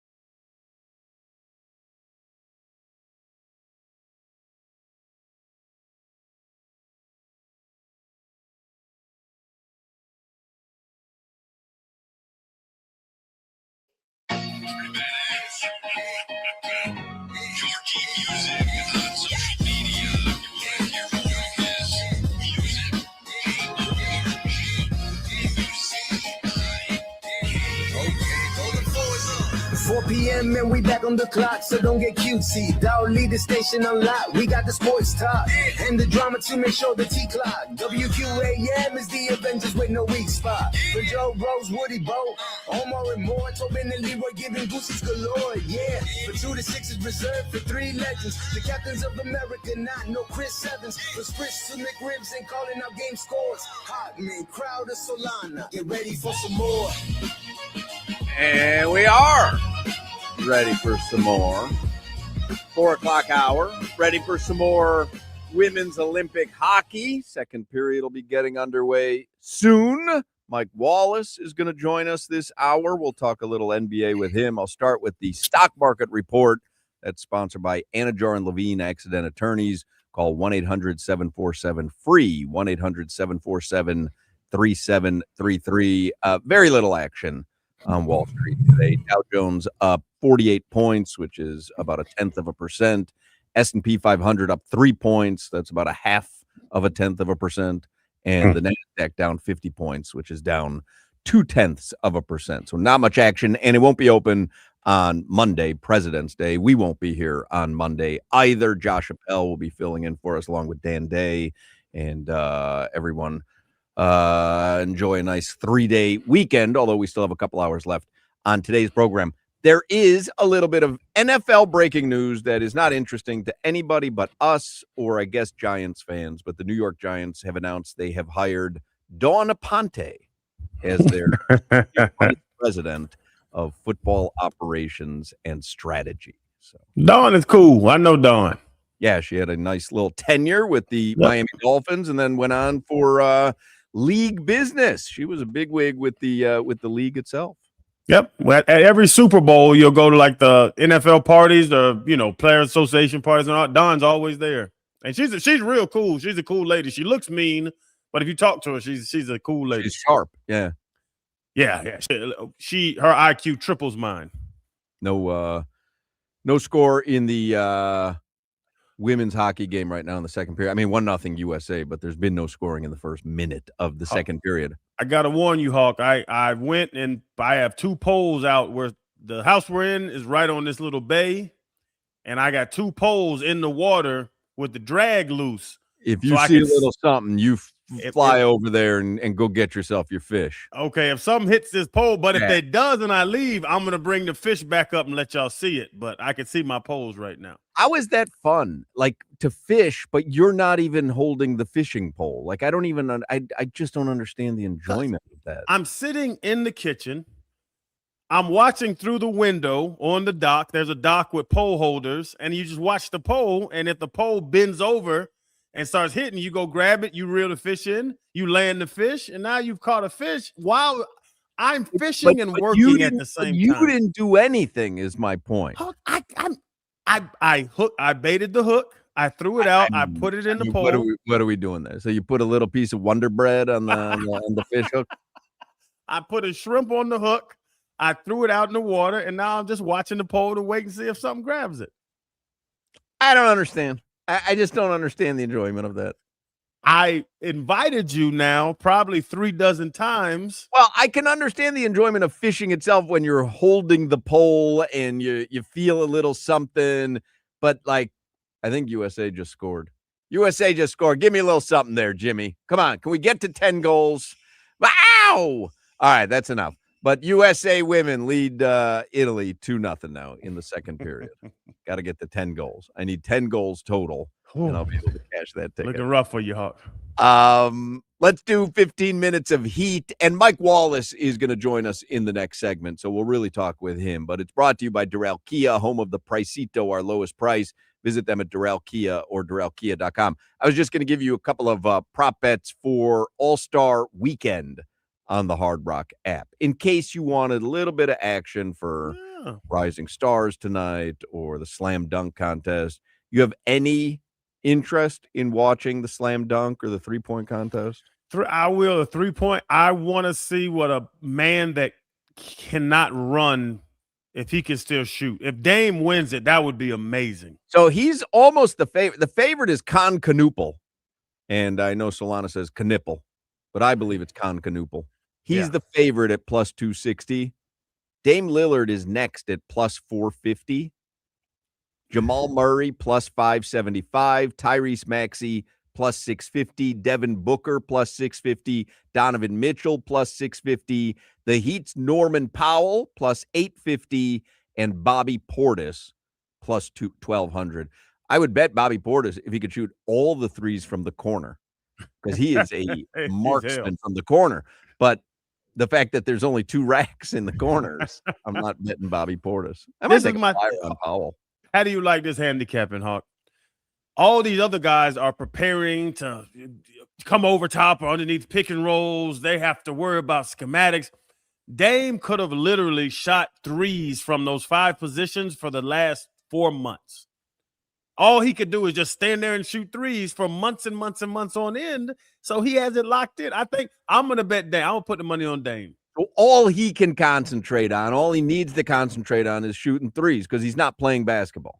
Yeah, there's no schematics. There's no we have to adjust to this, or this pass off on the right wing or the corner guys. No, he has nothing to do but shoot threes. Hey, where is All-Star Weekend? Do you know, Jimmy? Do you know? LA. Oh, it's in LA? I was just out there. Yeah, I told Jamal Crawford, oh, you off that day. I went, I'll go downstairs and get chips and juice and stuff during breaks. And I go downstairs in the hotel we were at, and I talked to Jamal Crawford. Did I just read a story that Jamal Crawford owns like 40 businesses? Like he's one of the most successful businessmen of all time. It's people that surprise, and I don't want to say I had a preconceived notion of him, but when we had him on the show, it's probably 2 years ago and a year ago now, he is crazy intelligent. He owns, what did I read? I got to see where I saw that. It was like 40 different businesses. If it's who I'm thinking of, like I just read something about it. I don't know if he owns businesses, but he was one of those guys that, like, my messing around and, joking and BSing. Like, he was kind of like, okay, that's enough. I have real work in life to do.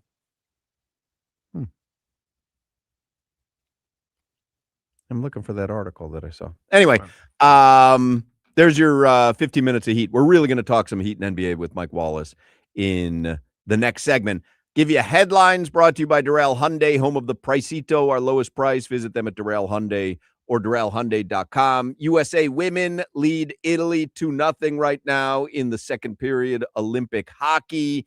Chris Paul has retired from the NBA after 21 seasons. Donna Ponte has been hired by the New York Giants, so that also is interesting to Will Manso. Not many people listening, but Will Manso would be one of them. The Ole Miss quarterback, Trinidad Chambliss, he has been granted a 6th season of eligibility by a state court judge in Mississippi, and so that paves the way for his 6th season in college football. In the NBA last night, LeBron James became the oldest player in history to post a triple-double, and the previous record holder was Karl Malone. Oh, Jamal Mashburn. Somebody just put on the chat. I think I'm thinking of Jamal Mashburn. Have you ever had him on the pivot? No, we haven't. Let me see if it's Jamal Mashburn. I literally just read an article about someone played in the NBA, and I thought it was Jamal Crawford. Maybe it's Jamal Mashburn. Jamal Mashburn. Yeah. So he owns 40 Papa John's locations, 38 Outback Steakhouses, Dunkin' Donuts, and car dealerships. Fire off a little patriotic music, Jimmy. We've had another goal by Team USA here in the Olympics. We're up to 3 now. Give me a little something, Jimmy. Come on, Jimmy. Jimmy, you writing code? What are you doing there? Jimmy. Come on, Jimmy. All right. There we go. All right. That's enough. We're expecting a lot of goals, Jimmy. I don't have enough time for this. Yeah, Jamal Mashburn. Thank you, Chad. Yeah, Jamal Crawford's smart, too. Yeah, well, when I searched Jamal Crawford business, it said like financial blah blah blah. Like there was an It's entry okay. for his financial acumen. Yeah, But I had he just is. read an article about Jamal Mashburn.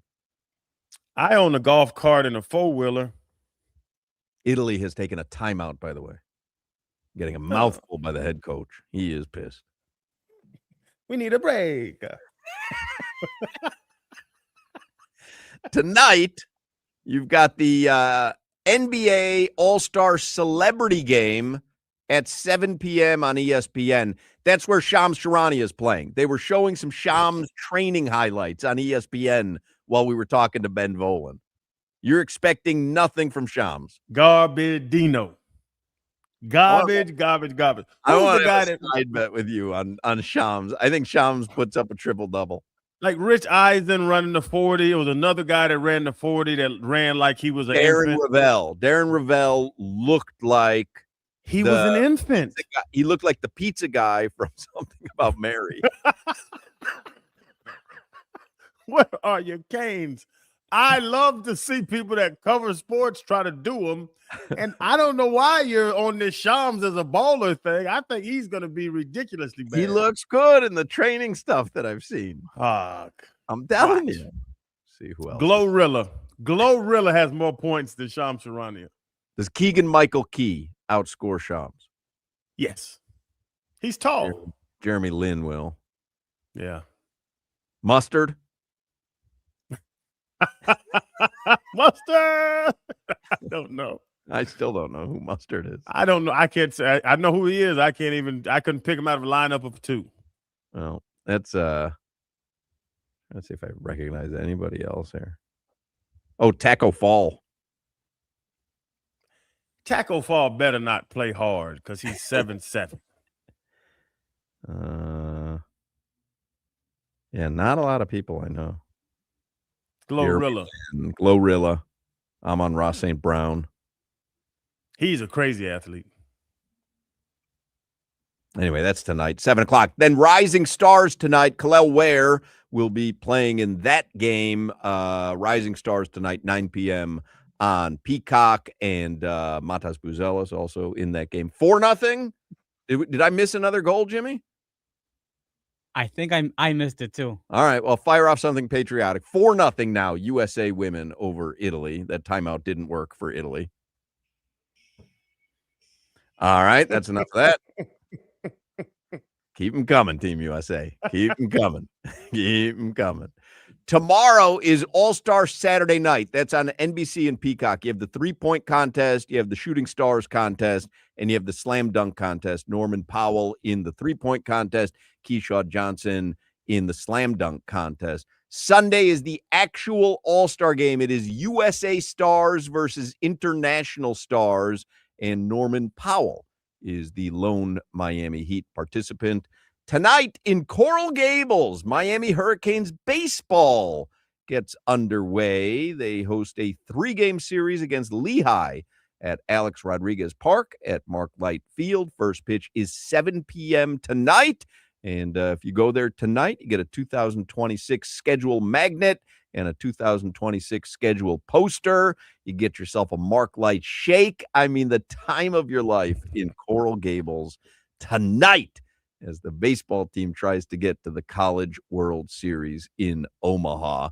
Hurricanes men's basketball will be in Raleigh, North Carolina tomorrow. They've got NC State, 4 p.m. You can hear the game here on 104.3 FM WQAM. It'll be Joe Zagacki on the call. Canes' next home game will be Tuesday night at the Watsco Center when they host Virginia Tech. Canes women's basketball, they play Sunday at noon at Boston College.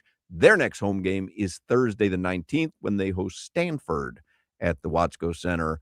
Marlins open their spring training schedule 1 week from tomorrow. They will be in Port St. Lucie to play the Mets. 1 week from tomorrow is also the MLS season opener. Inter Miami, the reigning champions, will begin their quest for a second championship. They'll be in Los Angeles 1 week from tomorrow, take on LAFC. Leo Messi is considered doubtful to play. How's There's your? going to be a lot of doubtfuls for Lionel Messi here opening the season. I would imagine. How's your son and daughter doing at IMG?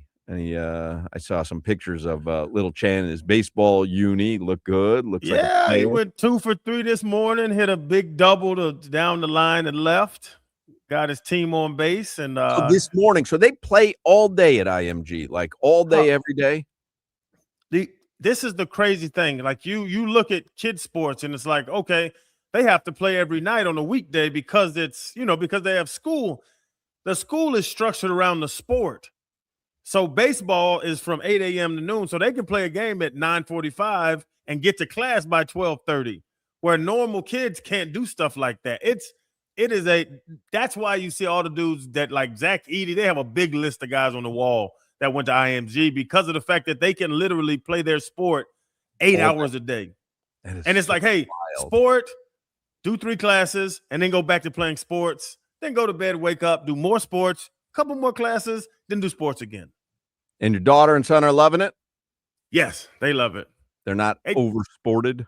I don't like they actually talk about the burnout where they're like, when we give them breaks, they have like an the spring break and the intermission they have. They like schedule it and they tell the parents, when we give you breaks, take your kids on a vacation. Like do not let them look at a ball. Sports, yeah. Because you can't, as much as we do here, don't take them back home and have them in the batting cages because they've just done this for months. Like, let them get away. Makes sense. Oh, Yeah. Where are we going on vacation? We're going to Davie. Thought you were going to go skiing in Minnesota. Minnesota ski week in Davie. That's our vacation. We live in a vacation. That is true. Your weather in Miami, 75 degrees right now, mostly sunny, going to drop into the mid to upper 60s tonight. Tomorrow, going to be a beautiful Saturday in Miami, 63 the low, 76 the high. It's going to be bright and sunny all day long. Sunday, cloudy, but nice temperatures, 68 the low, 77 the high. So if you do want to catch some Canes baseball this weekend, you head out to Mark Light. Doesn't seem like there's going to be much of a chance of rain, which is pretty cool.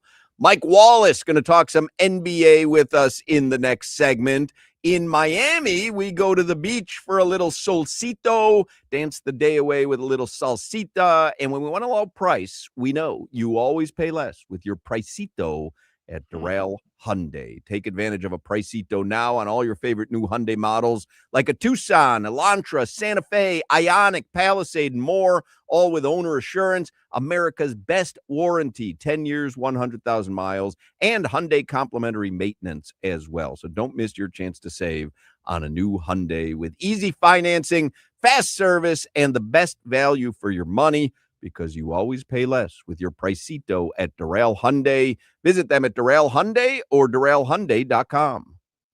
You're listening to the Hoch, Crowder, and Solana Show. Who are you comparing Kobe to?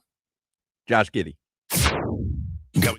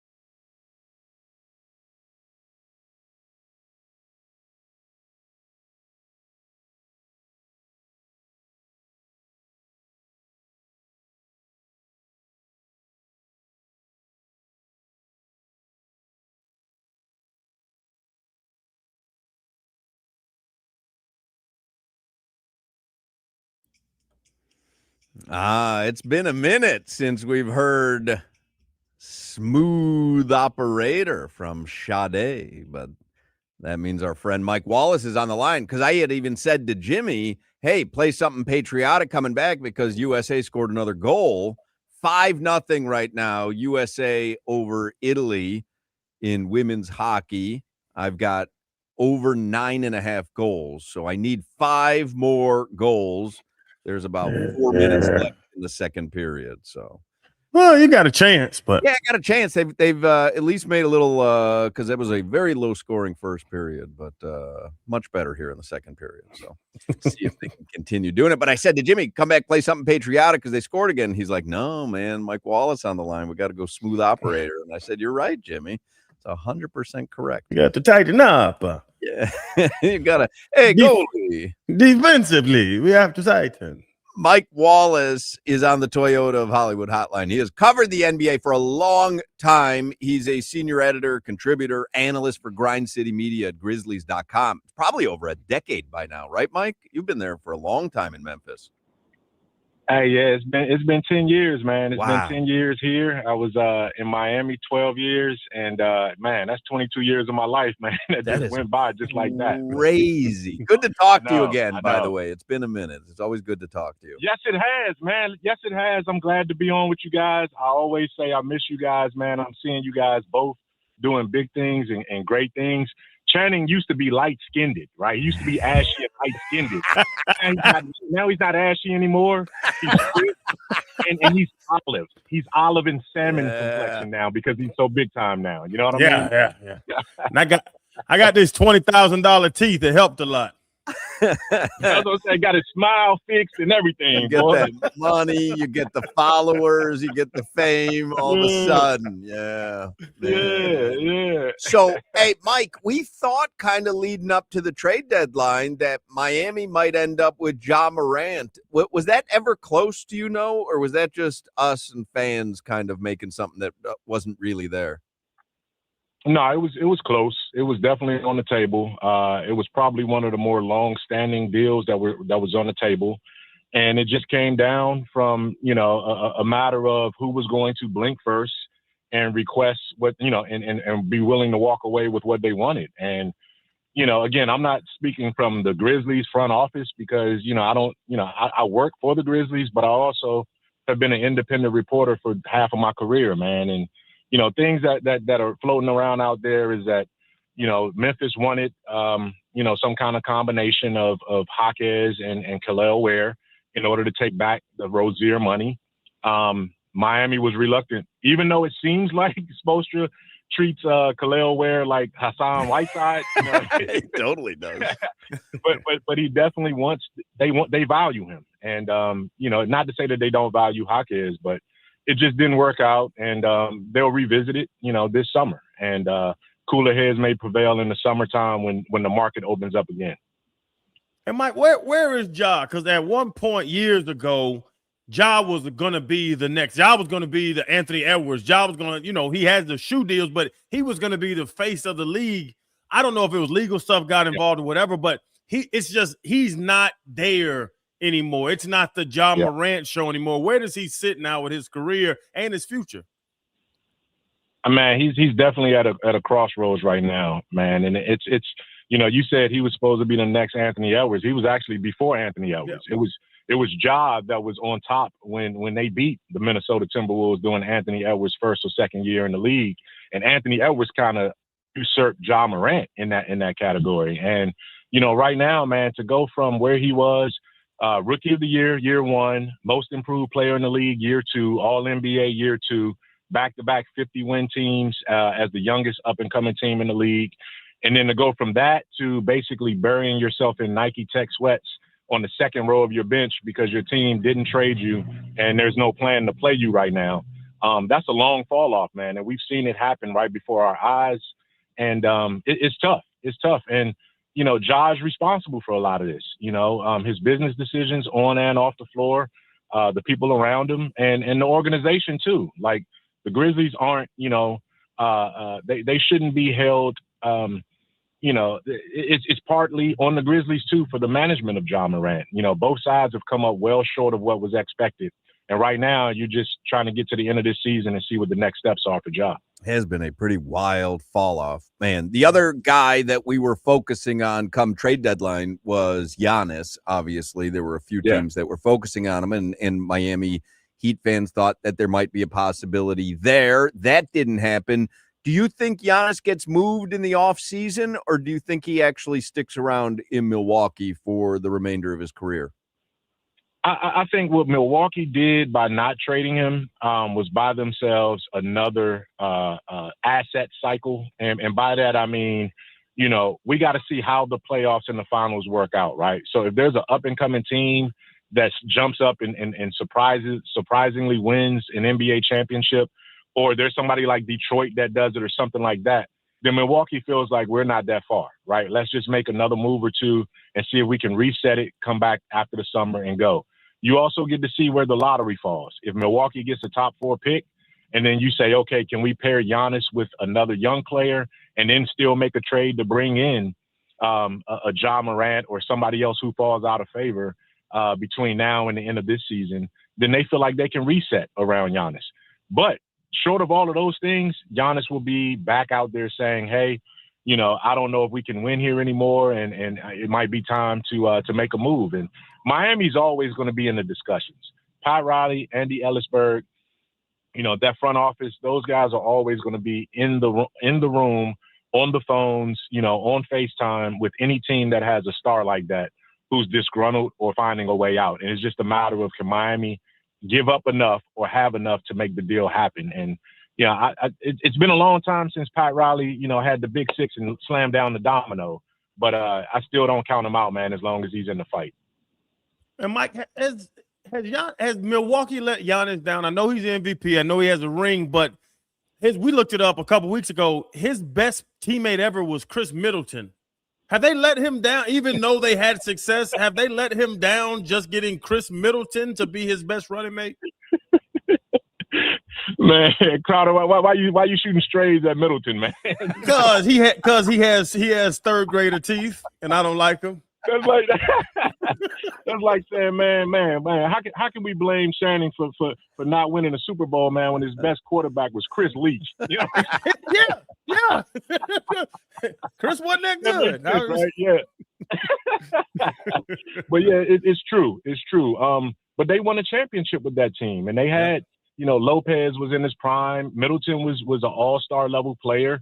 You had, Drew Holiday was on that team, so he didn't have a superstar teammate, but he had a really, really good, deep team.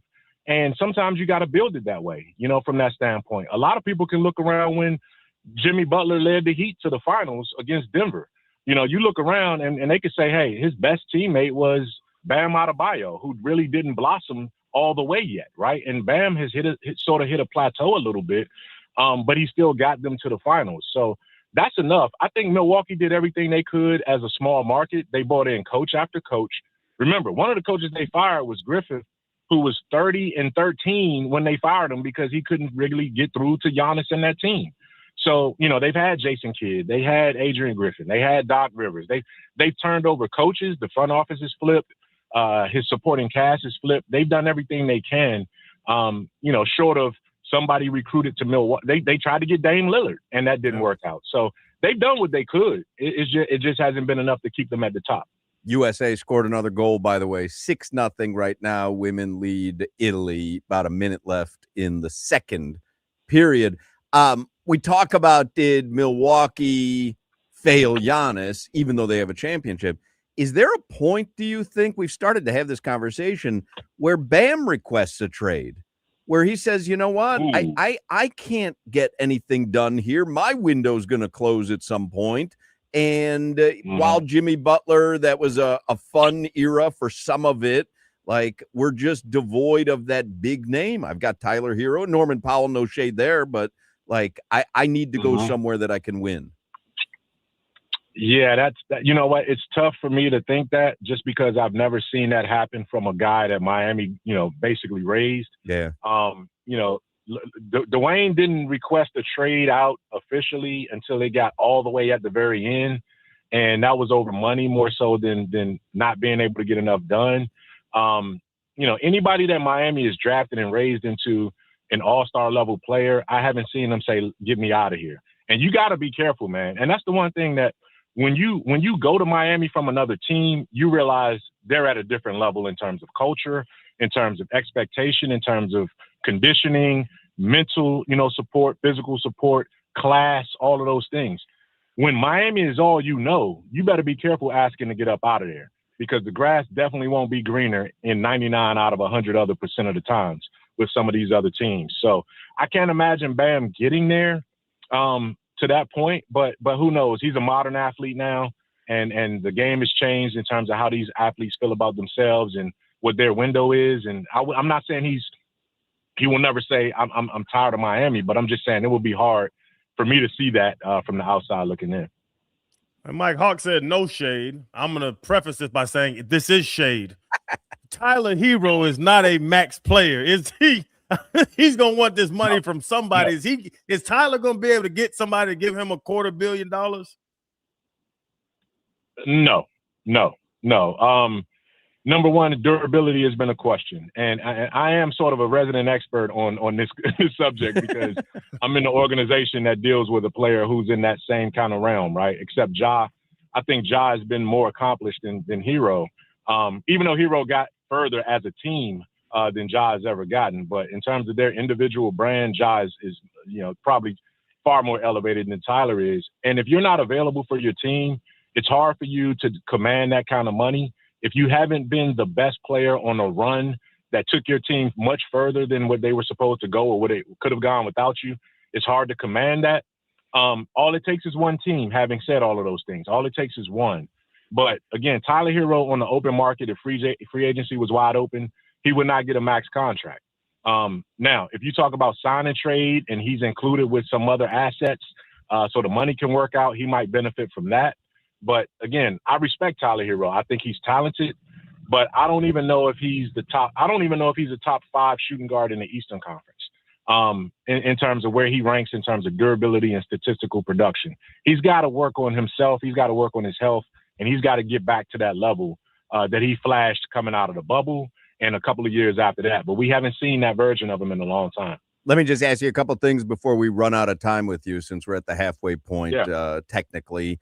If the West came down to a 7-game series between OKC and San Antonio, who you got? I got OKC. And I respect the heck out of San Antonio. And I think San Antonio is one more veteran away from being just right at OKC. Now, they beat them in the regular season. They can certainly win a playoff game or two. They can push them to 7 games. But really right now, the way I sit, I only see one team, if healthy, fully healthy, can beat Oklahoma City in the West. And to me, that's the Denver Nuggets. And Denver had them dead to right last year in pushing to game 7. But then Aaron Gordon got hurt, had the hamstring, and they couldn't be full strength. I think Denver is set up stylistically to give OKC the biggest problem. But San Antonio is not too far off from them. And Mike, we were talking about it the other day, where the Jazz were just fined $500,000. The Pacers were fined $100,000 for sitting players. Are they going to fix tanking by this? Because I think they kind of fix low management by not being available for superlatives if you don't play so many games. Yeah. Is this the push to fix tanking? It is, and there's certainly Adam Silver's going to face that this weekend in LA. That's going to be one of many controversies that he's going to have to face and answer during this All-Star weekend. But, again, like what these teams are doing, you have multiple teams now. You have more than 10 teams now racing to the bottom because this draft is so compelling.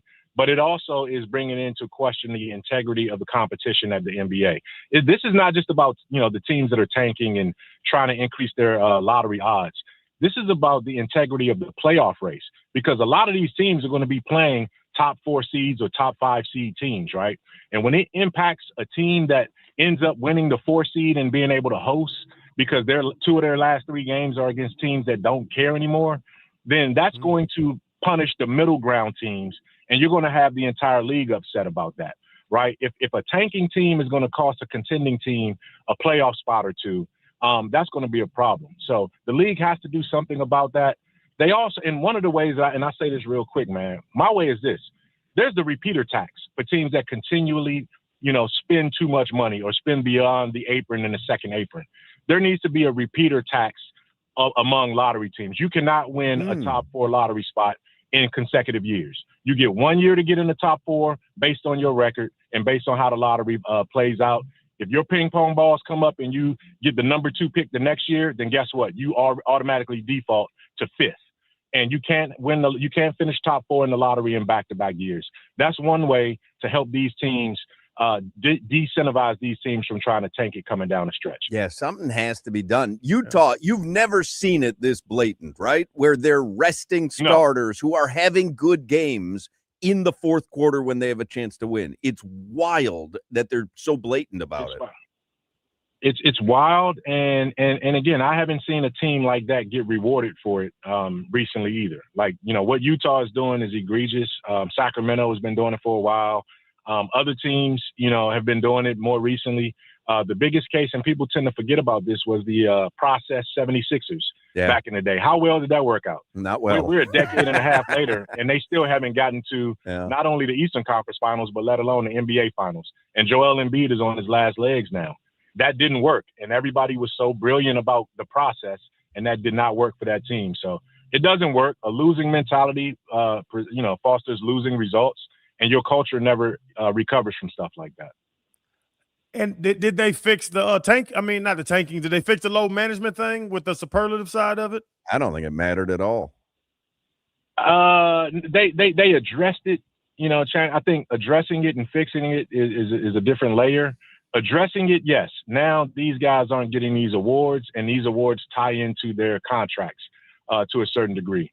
But having said that, once you already get that super max or that high level max, you don't care as much anymore, right? You're still on your max contract. So you're not going to worry about how many games you miss if it's not going to impact, your current contract. You're straight now, right? Once you get to that super max level, you're good.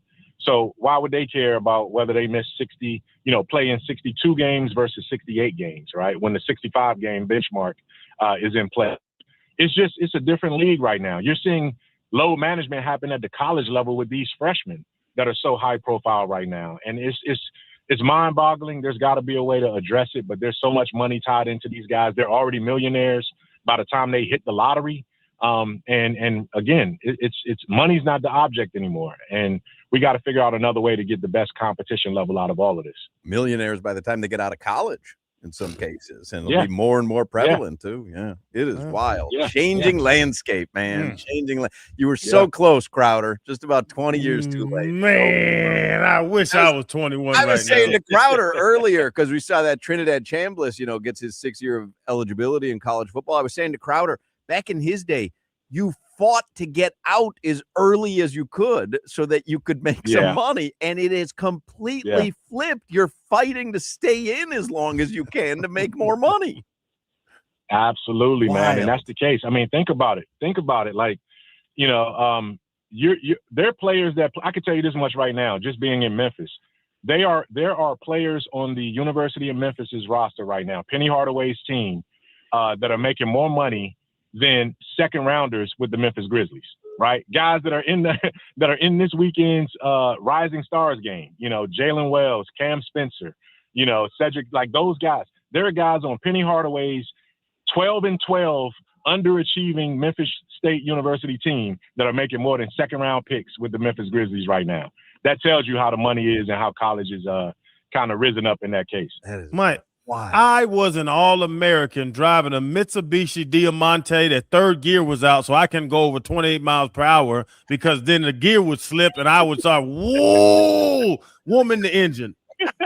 And now these dudes is making millions of dollars to ride around and do nothing. Crazy, man. That's what I'm saying. And see, Crowder, if you were in this era, you could have avoided even having to get that 14th and 15th knee surgery. You know what I'm saying? You'd have been set without having to go get that third and fourth contract. You know what I mean? They had to wrap my money up in a T-shirt and FedEx it to me, and now they get it direct deposited. Settle down. Easy, statute of limitations. Settle down. Mike Wallace, we appreciate your time. Follow Mike on Twitter, my Mike Check, and certainly second half of the season. We'll talk to you more often, Mike. Absolutely, guys. Take care now. There you go. Have a good weekend. We'll take a break. 5 o'clock, Funky Buddha Happy Hour on a Friday is next. You're listening to the Hoch, Crowder, and Solana Show. Tighten your ass up, whale. This Saturday is a Valentine's Day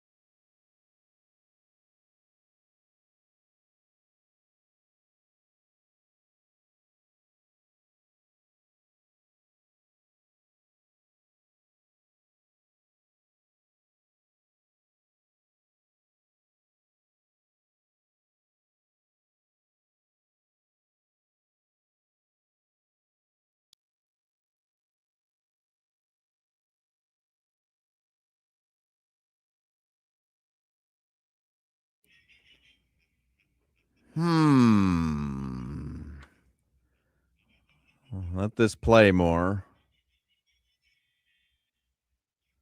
Oh, Friday the 13th. Oh, and today is Friday the 13th. And Friday the 13th, the movie was released in theaters 2009. That's obviously not the original Friday the 13th because that was back in the 80s. But today is Friday the 13th. Do you buy into that, Crowder? Friday the 13th is an unlucky day of the calendar? Doesn't make any sense.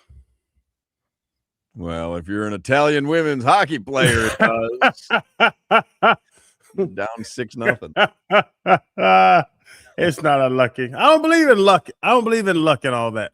You know where I do believe in it? 5 o'clock hour, by the way, is the Funky Buddha Happy Hour brought to you by our friends at Funky Buddha Brewery. And if you're looking for a little live music this weekend, some delicious food, great beer, you head over to Funky Buddha, the tap room in Oakland Park. They have live music tonight and Saturday. Sunday mornings, they have their bottomless brunch. I mean, you can't do any better than Funky Buddha this weekend. There's Funky Buddha in Tampa. Oh, that's right. You're in Tampa. Yeah, there's Funky Buddha. Well, Bradenton, Florida, south of Tampa. But I had a Funky Buddha last night at Mr. and Mrs. Juicy Crabs. Oh, that sounds delicious. What kind of crab did you have? We had snow crab. I had blue crab. My wife had mussels and clams. We had lobster bisque and clam chowder. What are you going to do for Valentine's tomorrow? In about 2 minutes, somebody's going to come to this front door to drop off some flowers and some chocolate-covered strawberries. Oh. But the kids are staying at the house the Airbnb we're in. So me and Asia really can't Valentine's. Right. So you can take out the whole family for like a family Valentine's dinner?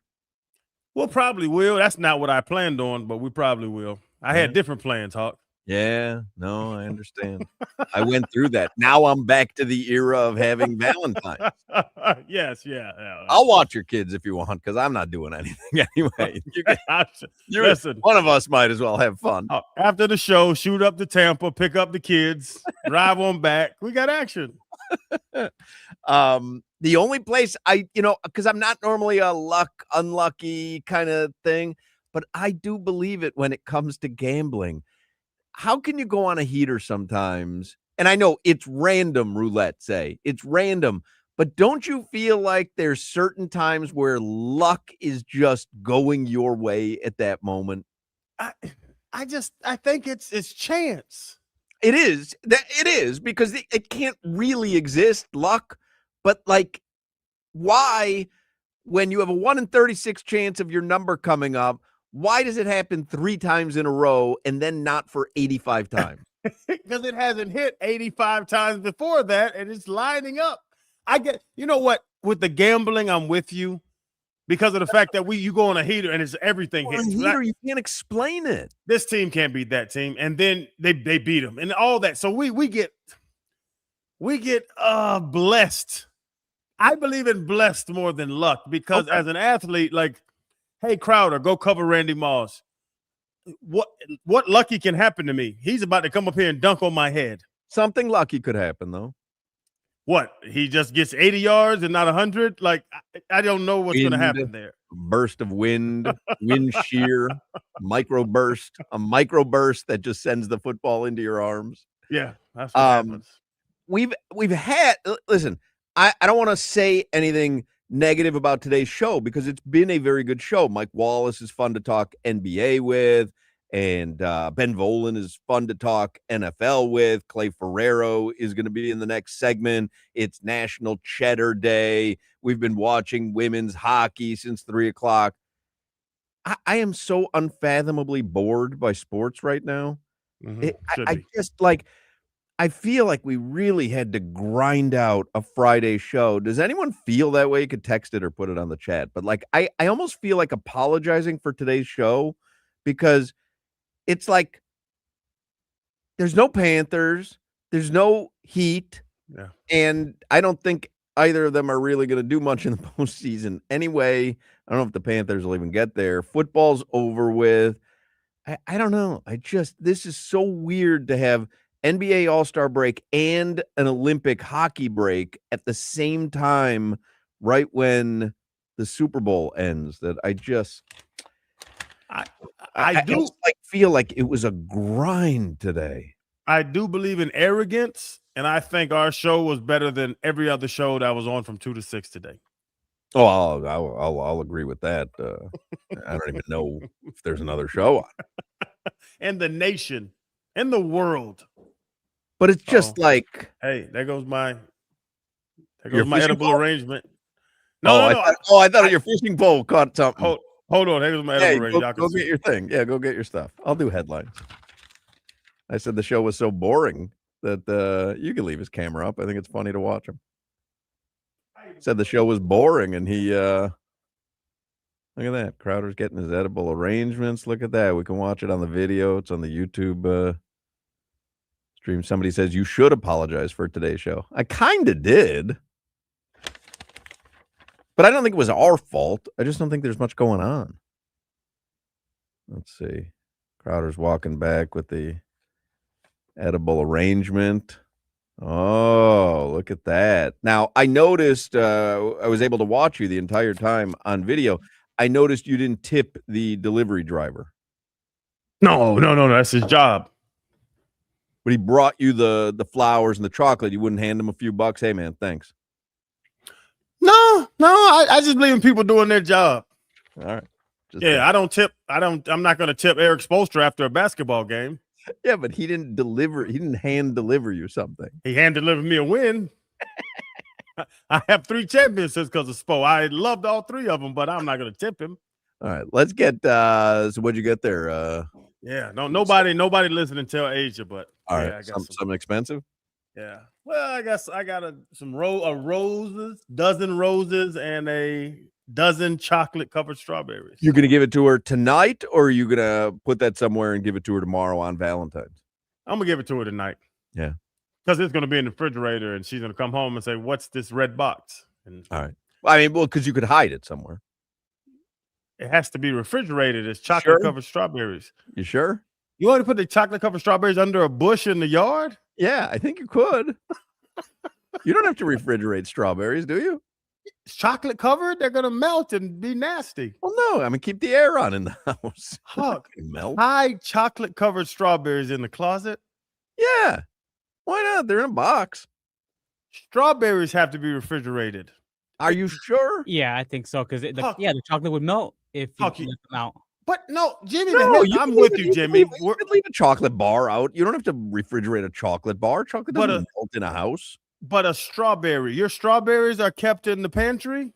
I mean, I don't see them growing on trees inside a refrigerator. They're kind of out in the open.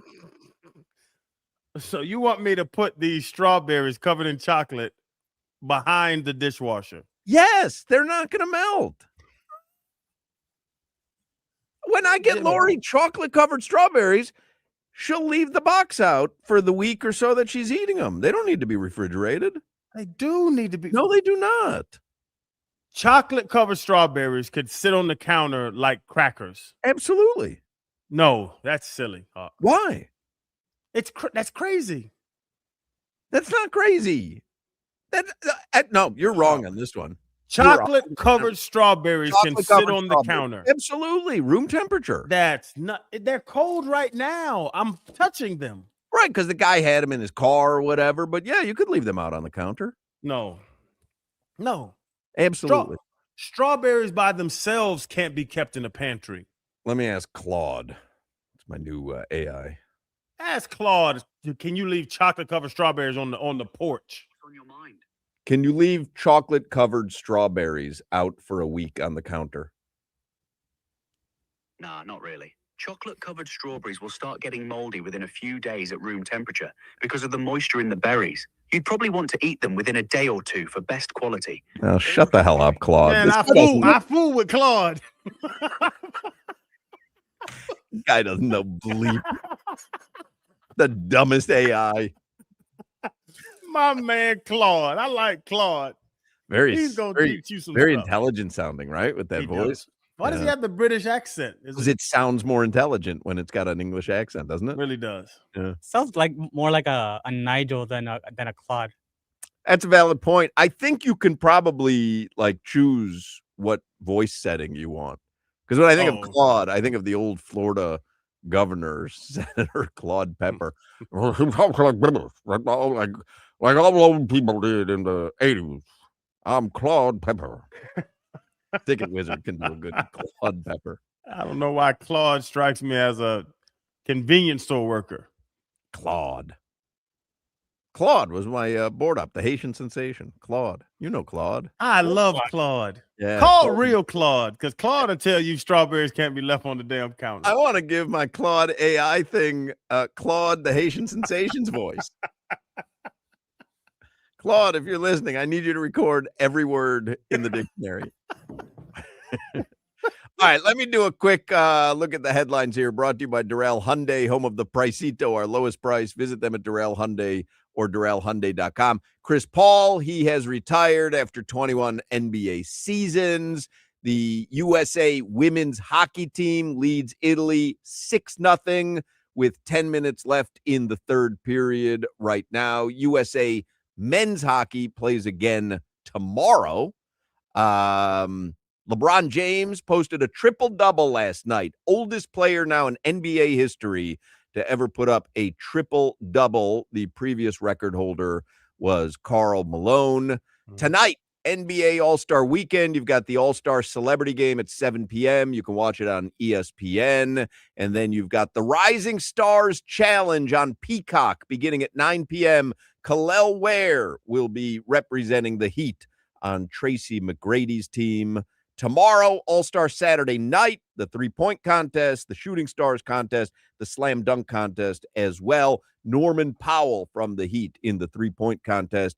Keyshawn Johnson from the Heat in the Slam Dunk contest. Sunday is the actual NBA All-Star game. Miami Hurricanes baseball. Hopefully you're listening to us on your way to the light in Coral Gables right now. Miami Hurricanes baseball opens their season tonight. Lehigh is at Alex Rodriguez Park at Mark Light Field. First pitch, 7 p.m. tonight. It's a 3-game series against Lehigh. And the Mark Light Shake, I mentioned this earlier, the Mark Light Shake, and you can get the Joe Z, you can get the Coach L. They've got all the Mark Light Shake flavors out there, but they have a special one, the opponent shake that they do anytime an opponent comes to town. Lehigh is in Bethlehem, Pennsylvania, and that's the birthplace of the hot tamale candy. And they have got tonight at Mark Light Shakes, hot tamale candy shakes, vanilla ice cream, hot sauce, and the candy. So you can get that if you are so inclined. Tomorrow, Hurricanes men's basketball is in Raleigh, North Carolina. They play NC State, 4 p.m. You'll be able to hear that game right here on 104.3 FM WQAM. Joe Zagacki will be on the call. Hurricanes women's basketball, they play Sunday at noon at Boston College. 1 week from tomorrow is the MLS season opener. Inter Miami will be at LAFC. Messi, doubtful to play, by the way. And the Marlins, also a week from tomorrow, open their spring training schedule. They'll be in Port St. Lucie to take on the Mets. All right, your weather here for this Friday. Boring, sad, sorry Friday. 74 in Miami right now and sunny, getting down to the low to mid 60s overnight tonight. Tomorrow will be beautiful, low of 63, high of 77. It's going to be sunny all day. Sunday, going to be partly cloudy, high of 77, low of 68. Forecast calls for rain, 50% chance of rain on Monday, but we'll worry about that when we get there, although Monday is President's Day, national holiday. We're going to be off on Monday. Josh Pell will be filling in for us. All right, take a break here in the 5 o'clock Funky Buddha Happy Hour. Clay Ferrero from Local 10 will join us next. This is Hoch, Crowder, and Solana. Socrates once said, "You don't know what your body can do until it does it." WQAM broadcast.